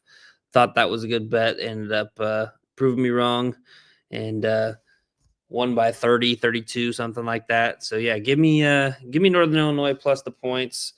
Not sure I'm gonna get there for a bet actually, unless this maybe gets up to around 30.5. If it gets to 30.5, I might be betting Northern Illinois. But yeah, I don't mind that. Did you say the over, Trevor? Yeah, I don't mind the over. I'm going to take the points if I bet this. Yeah, I don't mind the over in that one either, especially with the fact that Northern Illinois just put up 102. Wisconsin, obviously, that was a big question mark with all the pieces that they were missing or missed from last year with graduation with Tonji and all of those guys. Was how are they going to be offensively? And they didn't really seem to skip a beat, scoring 94 against Campbell, who's generally a pretty good defensive minded team. So I could see the over. I'm gonna tell. I'll tell whatever you guys got. I trust our Wisconsin resident here. He trusted me on Indiana minus 26.5 and a hit with these. So I trust you with whiskey here. I was taking Northern Illinois if I bet this game. Or the over, I mean. Sorry. Oh, yeah. Illinois is laying 27.5 at home to Florida Gulf Coast, over under 157.5. Illinois has Texas Tech on deck. This line feels a little short for what Illinois did the other day. Florida Gulf Coast dismantled the D2 team. Cool. I am not in the business of being stupid, even though I do that sometimes. I would not be fading Illinois, even with Texas Tech on deck. That Serbian pro squad, they're all like 27 years old. So really experienced, and I feel like they really don't know the difference. They're just going to come out and play. So it would be Illinois or nothing for me. I'm not going to step in front of this train.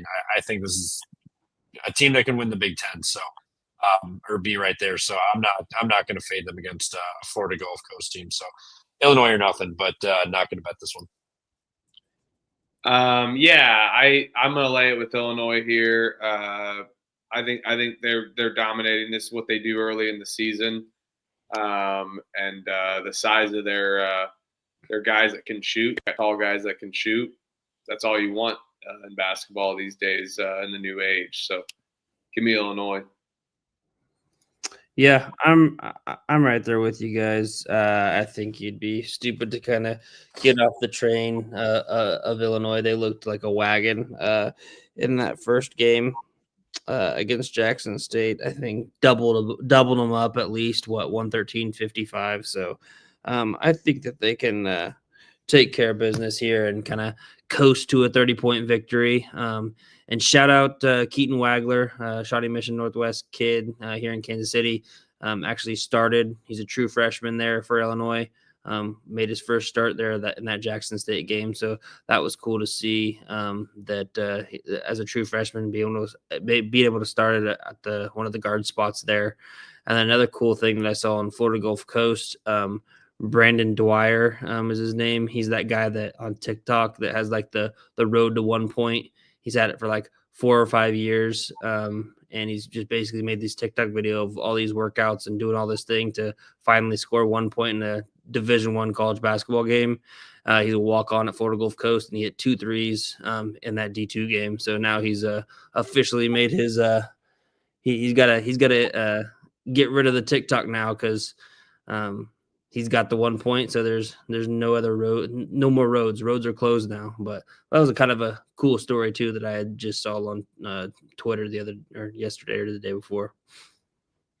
Yale's laying 5.5. Navy at Navy over under is 147.5. I believe this is this game is at Navy. Yes, in Annapolis at Alumni Hall. It looks like that's where who else is playing there? We were talking about them. Island. Yes. So they're a little hosting game here.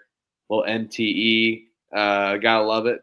A little pre-appetizer, a little appetizer for feast week.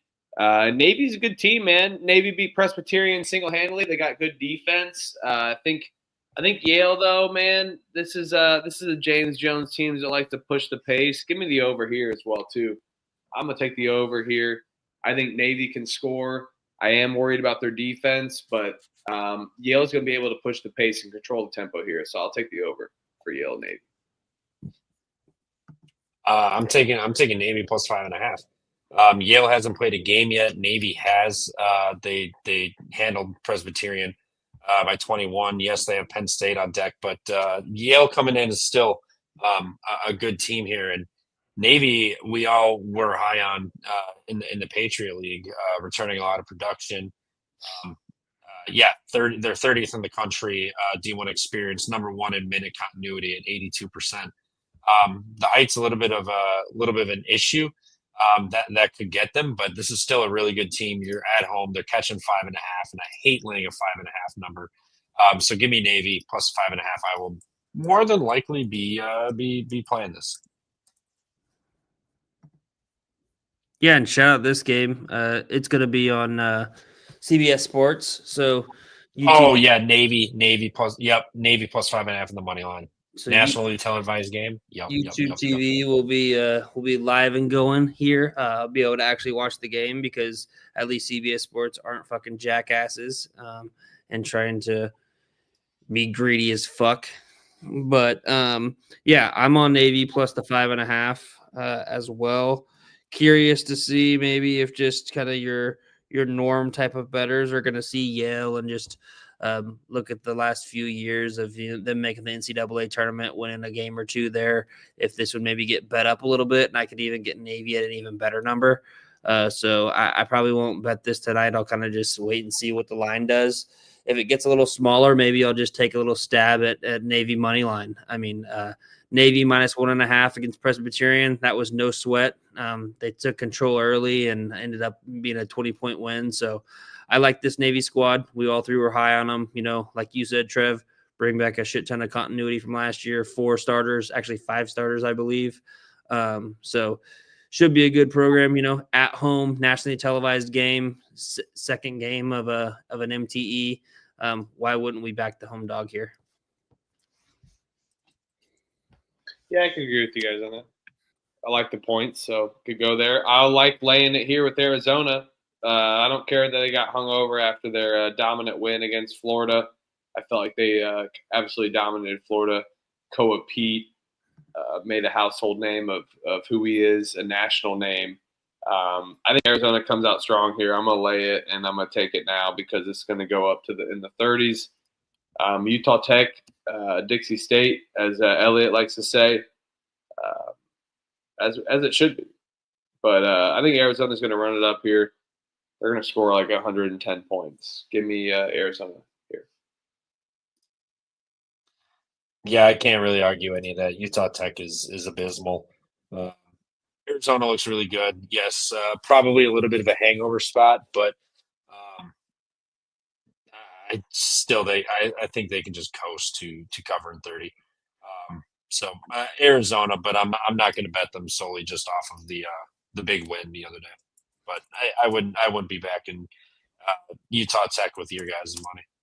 Yeah, this line's already shot up to 31.5, so it's already on the move upwards.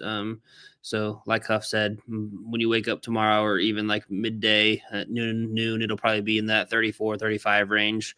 So if you do like it, go ahead and bet it now at the 30.5, 31.5. Another interesting thing is Utah Tech, they're playing their third game in 5 days. They had that first game. They played on the road against South Dakota, got that overtime win. Then they came home and played Bethesda on Wednesday, and then they have 1 day off and now play Arizona on Friday. So could be some tired legs with the third game in 5 days, as well as the first one being an overtime game and then having to travel all over the place. I know the Utah Tech to Arizona is not very big travel spot, but going to South Dakota, coming back, playing a game on Wednesday, and then only getting 1 more day of rest and playing against Arizona, I think could could maybe be a problem too. So yeah, Arizona laying the points. That's the only spot that I would get a bet on this game. Wow, bear the fuck down all around. Idaho State is catching 5.5 versus the Toreros of San Diego, over under 153.5. I kind of like Idaho State solely the fact that I'm not high on San Diego. And San Diego laying 3 possessions versus anyone's kind of wild to me. Idaho State, not betting it. Plenty of other games to get involved in at night here instead of this game.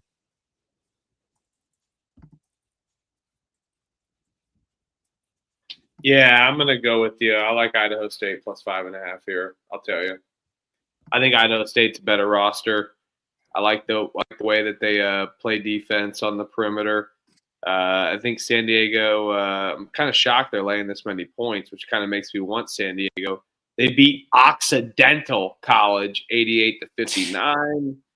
Idaho State beat Park 81-71. It wasn't the best showing for Idaho State.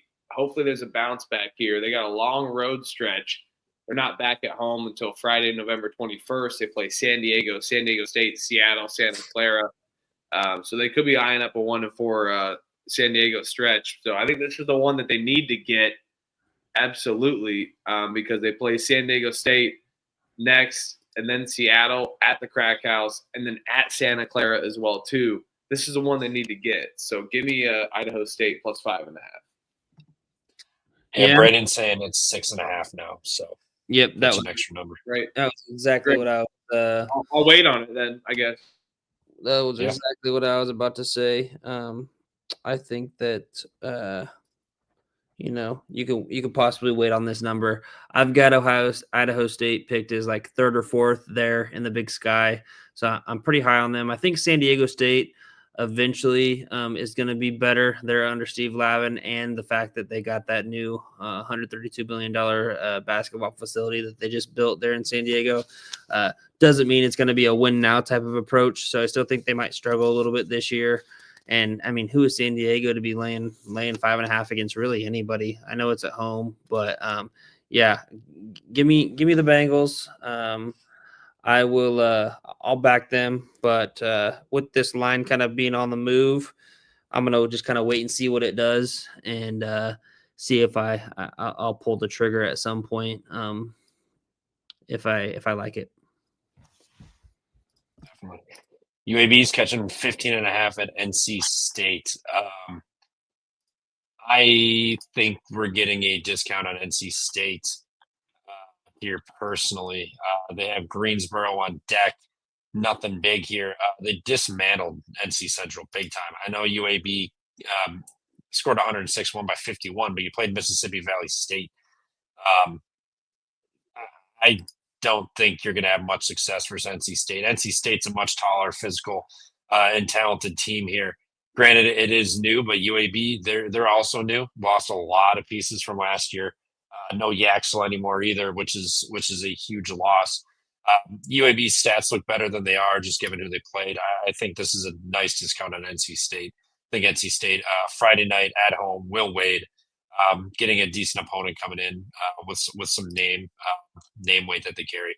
I think he runs them out the gym. Give me NC State minus 15.5.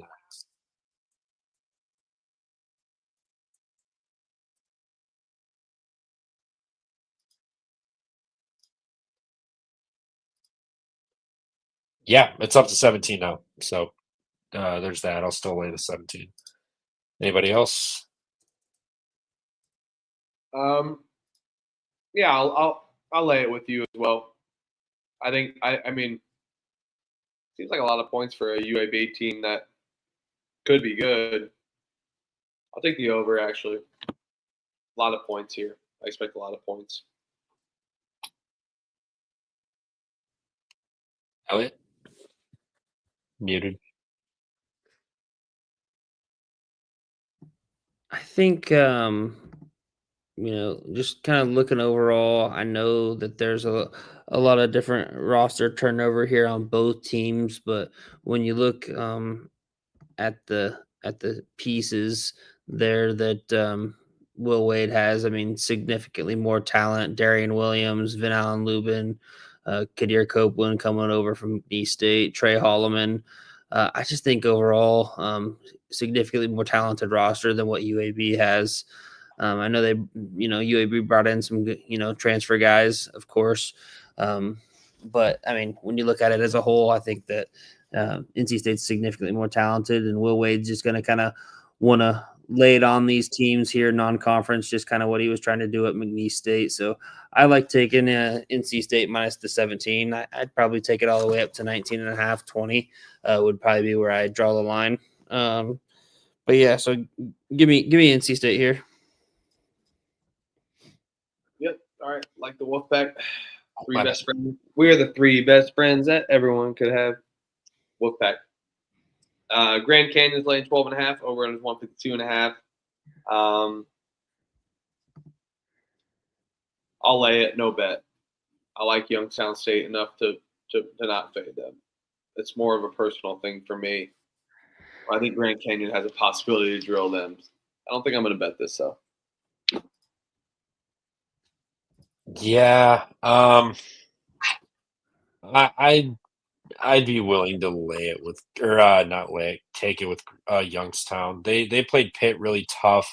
Kind of a bullshit cover for Pitt there at the end. This game was within single digits for majority of it. So I'll take Youngstown. I know Grand Canyon gets lit, but this team lost a lot of talent. Now you're going to get a really good Horizon team coming in. Catching 12.5 is just too much. I think Grand Canyon can win this game by 7-ish. So give me Youngstown State. I'll bet this one. Yeah,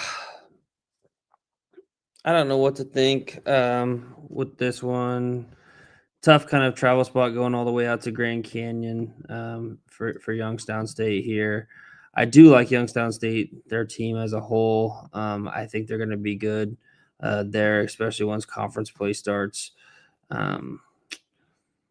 But I don't know. I'll probably, don't really want to think too much about it. Give me Grand Canyon laying the 12.5. I'm seeing 13.5 now. But probably not going to be a bet for me. Except that is really kind of a far way to go. All the way from Eastern Ohio, I think, is what we were talking about the other night, all the way out to freaking Phoenix, Arizona.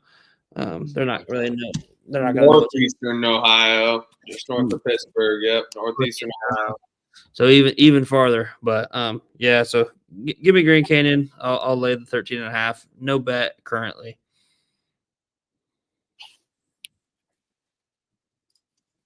Nice. Catching 3.5 at Santa Clara, over under 153.5. Is this a Santa Clara spot? I mean, Broncos at home. Absolutely. McNeese lost everything. I think there's a little bit of a respect line to McNeese here.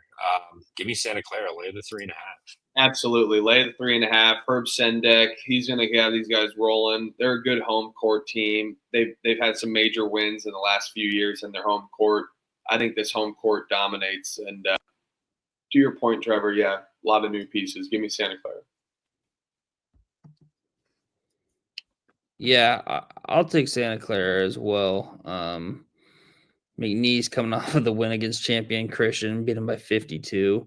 I saw that guy, what's his name? Larry Johnson.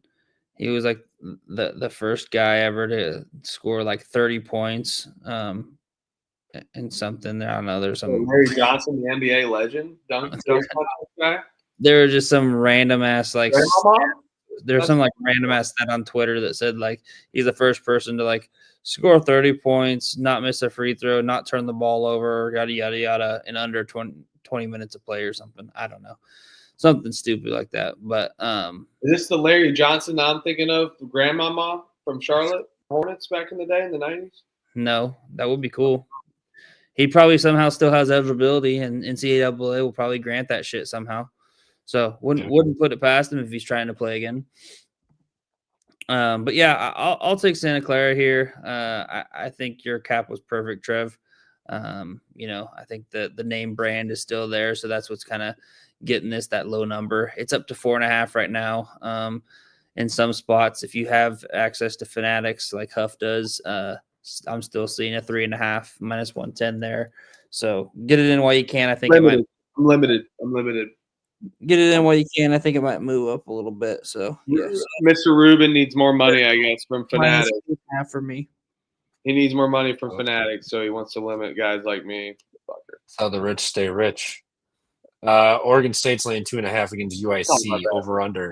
Oregon State, Over yeah. under. Give me UIC money line.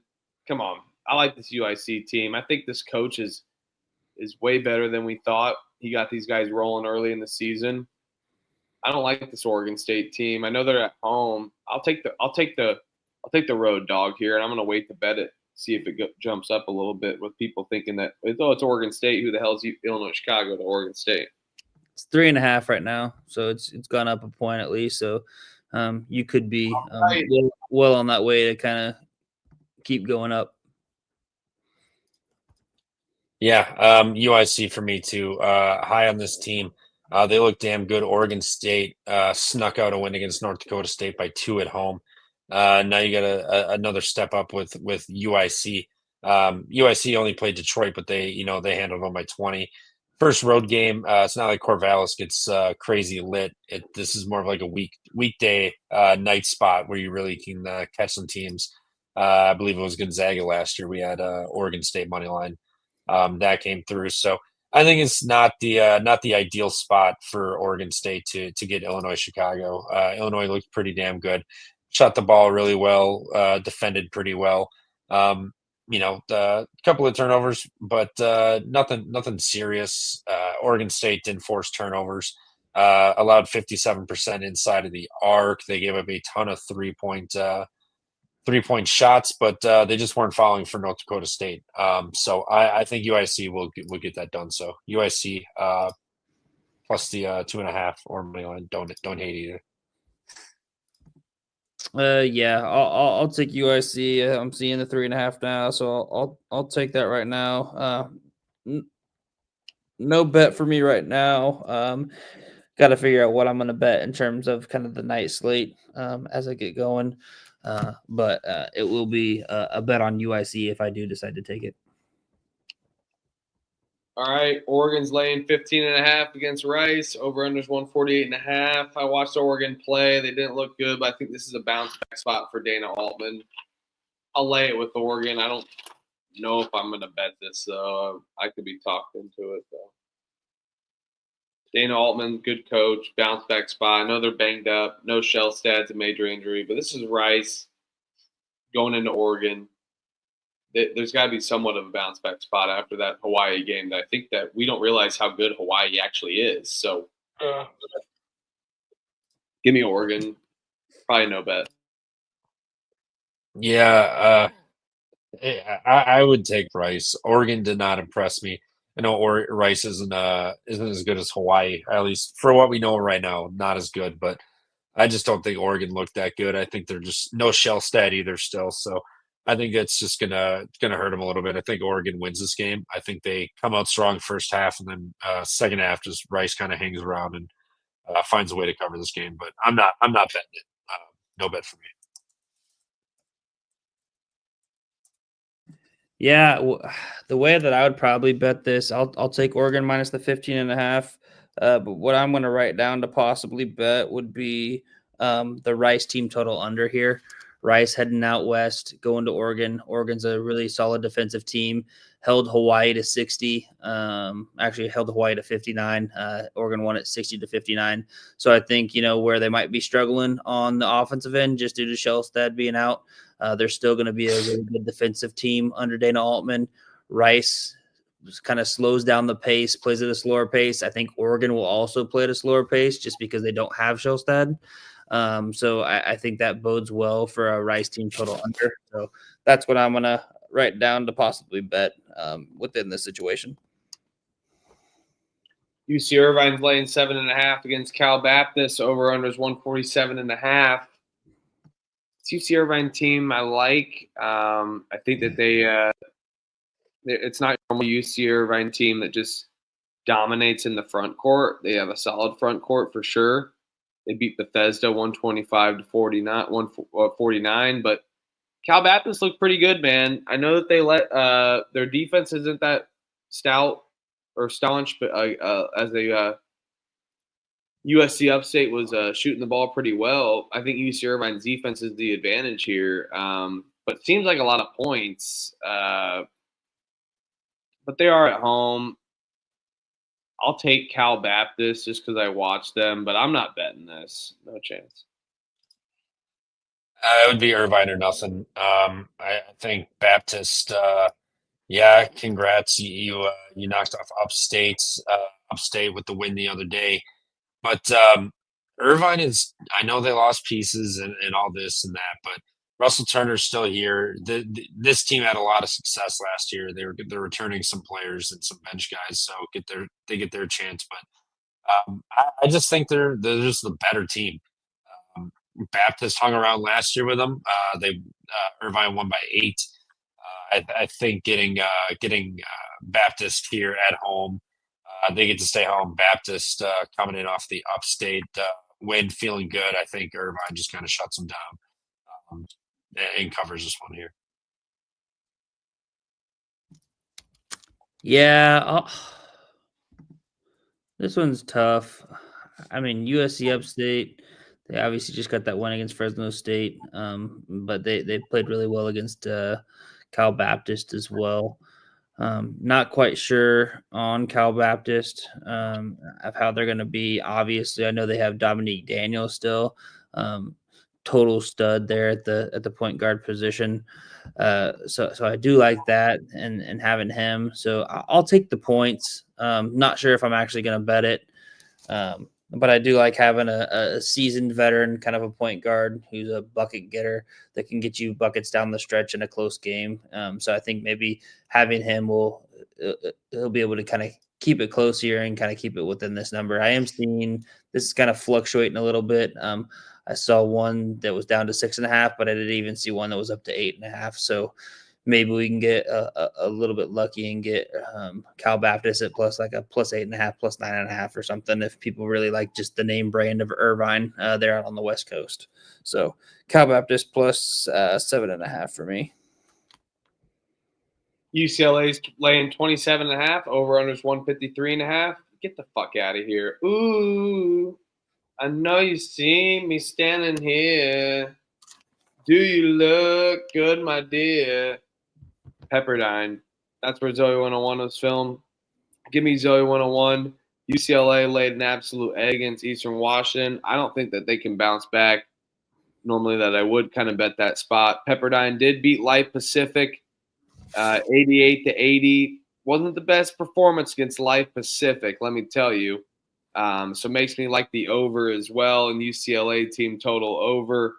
But I'm going to bet on Pepperdine. I'll wait till the tip. People will bet the shit out of UCLA. Pepperdine will get up into the 30s. This is Zoe 101 loyalty play here. Well, if I had to be unbiased, because Pepperdine's like a low-key team of me. I love Pepperdine, just for anyone new here. I like the over. Pepperdine can't play defense. I think UCLA gets back a little bit. I like the over here, 100%. Or team total over for UCLA. I like UCLA here. I think they bounce back. They kind of were going through the motions, just thinking they would absolutely shellac Eastern Washington off of that other game, and Eastern Washington came to play. They looked pretty good, but Pepperdine didn't look great versus D2 Pacific. UCLA looked like shit, had a little bit of a scare at home. Mick Cronin basically calling his guys out for not caring, to playing without grit, playing without heart, this and that. I think he called the team out. I think they show up tomorrow and get it done here. UCLA minus 27.5, but not betting it. Yeah, I'll be on UCLA minus 27.5 as well. Don't know if I'll actually get there to bet it, but that's my play. I'm right there with you. I think they'll definitely bounce back after a terrible showing against Eastern Washington. And hey, I mean, Eastern Washington, they looked good in their first 2 games. Look like they're they've got some talent and they're playing with some toughness. So I think that you're spot on. I think Mick Cronin's going to be all over their ass throughout this whole week of practice. Really pissed off. They're going to come out, play angry, maybe even look at like a UCLA first half spread instead of that. That would be kind of my other thought. Just as I was talking out loud, I thought maybe, playing the first half spread, just the fact that he's going to be on their ass. So they're going to come out with a fire and maybe open this thing up early and then save you from like that back door there at the end. So that could be a possible angle that you could look at. Yeah, I could agree. Can't agree more. Last but not least, Nuga is catching 13.5 at St. Mary's, 144.5 total. I think Chattanooga can hang in there. St. Thomas, lost a lot of pieces. They didn't shoot well at all. 5 of 21 from 3, only 10 free throw attempts. Made 3 of them. 3 of 10 from the line. 5 of 21 from 3. Turned it over 10 times. Only had 24 rebounds. St. Mary's had 30 defensive rebounds alone and 11 offensive. I think Chattanooga is going to put together a much better performance tomorrow. Yeah, we're high on them to win. When this was that SoCal, I'm trying whatever. It's fucking 2 a.m. We all have them pretty high to win that conference. So I'll take Chattanooga catching the points, but not going to bet this one. Yeah. I mean, I think I might have to just hop on the St. Mary's bandwagon here and back them here at home. And I'm not quite sure if Chattanooga is going to have kind of what it takes there in the front court to kind of deal with the physicality and the size that St. Mary's has down low. So I feel like that might pose a problem. Last year they had a little bit better, and they also had a couple of those guards that could really score and shoot it. And what I think is Chattanooga is going to miss, at least at the start of the season, just trying to figure things out without Honor Huff. And I'm blanking on the other guard that they had last year. So I think maybe St. Mary's might roll here, similar fashion to what they did against St. Thomas. So I'll take St. Mary's minus the 13.5.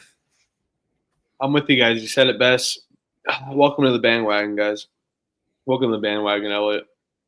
I know this is your least favorite team to bet on. Welcome to the bandwagon. My least favorite team to bet on is KU, and I'm betting on them. I'm battling with them against them. Welcome to the bandwagon of St. Mary's. I'm in. All right. Triple threat parlay. I got some real quick. I do have the rhythm play of the day. Buffalo, along with Zoe's play of the day. Buffalo minus 6.5. Rhythm has Buffalo winning minus 8.9 against Green Bay here. We all know Green Bay sucks. We've been fading them for a minute, and now we all agreed on Buffalo tonight, and Rhythm also agrees with us with a 62.9% win probability and them winning by about 9 points. So catching that 6.5, later with that, that'll be our Rhythm play of the day tomorrow, guys.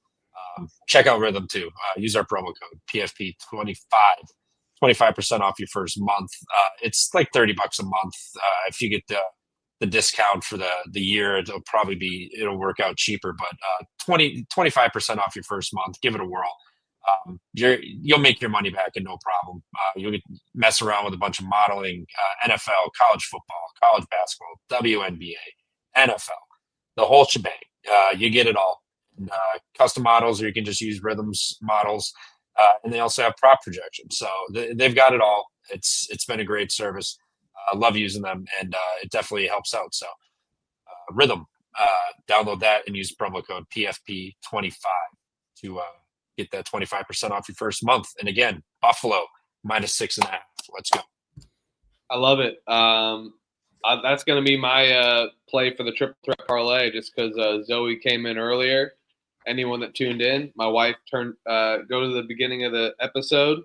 My wife popped on for the first time ever my 3.5 years doing the Pump Fake Pod, or 3 years doing the Pump Fake Pod. So, yeah, I'll do Buffalo -7.5, -6.5, whichever you can get. Shop around. Elliot, you got to play. Let me look at it for a little bit. You got one? Yep, Navy +6.5 will be my favorite play of the day. Yeah, I like that. For the triple threat parlay. For the triple threat. Triple threat. Come on, Elliot. Find your gut. Just find it. Yeah, a lot of freaking A lot of bets. a lot of bets on here for sure. I mean, I'm looking at my New Haven notes from 1 p.m. That was a long time ago. I mean, I kind of wanted to give out like an SIUE, but that's already been kind of cooked. That's down to 5.5. It's down to 5.5. I grabbed 6. 7. Let me see. Give me Utah State -2.5. I like that. I like it. Utah State -6.5, -2.5. All right, +514 on that. Shop around, you probably get better prices anywhere or wherever else. But yeah, I'm seeing roughly +514 on that. We're 1-2 this year, but we're still up 3.9 units. If you are using a unit per one, just divide that up, whatever you want to calculate that to. But yeah, that's it. So again, Buffalo -6.5, Navy +6.5, and then Utah State -2.5 for Elliott there, and then again +514 roughly. So other than that, we did it. Good stuff, guys. We'll be back tomorrow at some point. To get this done. Who or what time? Not sure. We'll let you guys know. But we midnight, will be back probably midnight Eastern. Probably midnight Eastern for tomorrow. Just so enjoy your Friday nights. Saturday's not as big of a slate as tomorrow, but there's a decent amount of games and a good amount of games and very good games as well. So probably midnight Eastern. Yep. Stay tuned. Appreciate everybody in the chat. There's so many of you. Rod, Virgil. I mean, Raymond. From Within was in here. Raymond, Jacob, Capper, Clark, Kenneth, Clark, LSU. Crutch, LSU. Appreciate all of you guys. And fucking 40, 45 of you. Saul Rubal, thanks for tuning in. Israel, thanks for tuning in. Hopefully we got you at least liked and subscribed. Make sure to like and subscribe to Pump Fake Pod and follow us at Pump Fake Pod. That's at I'm_money, at Stooley Picks, at Michael_Huffer3. Stooley, take us home, baby. Yes, sir. Thanks, everybody. Let's cash some tickets tomorrow, and toodles.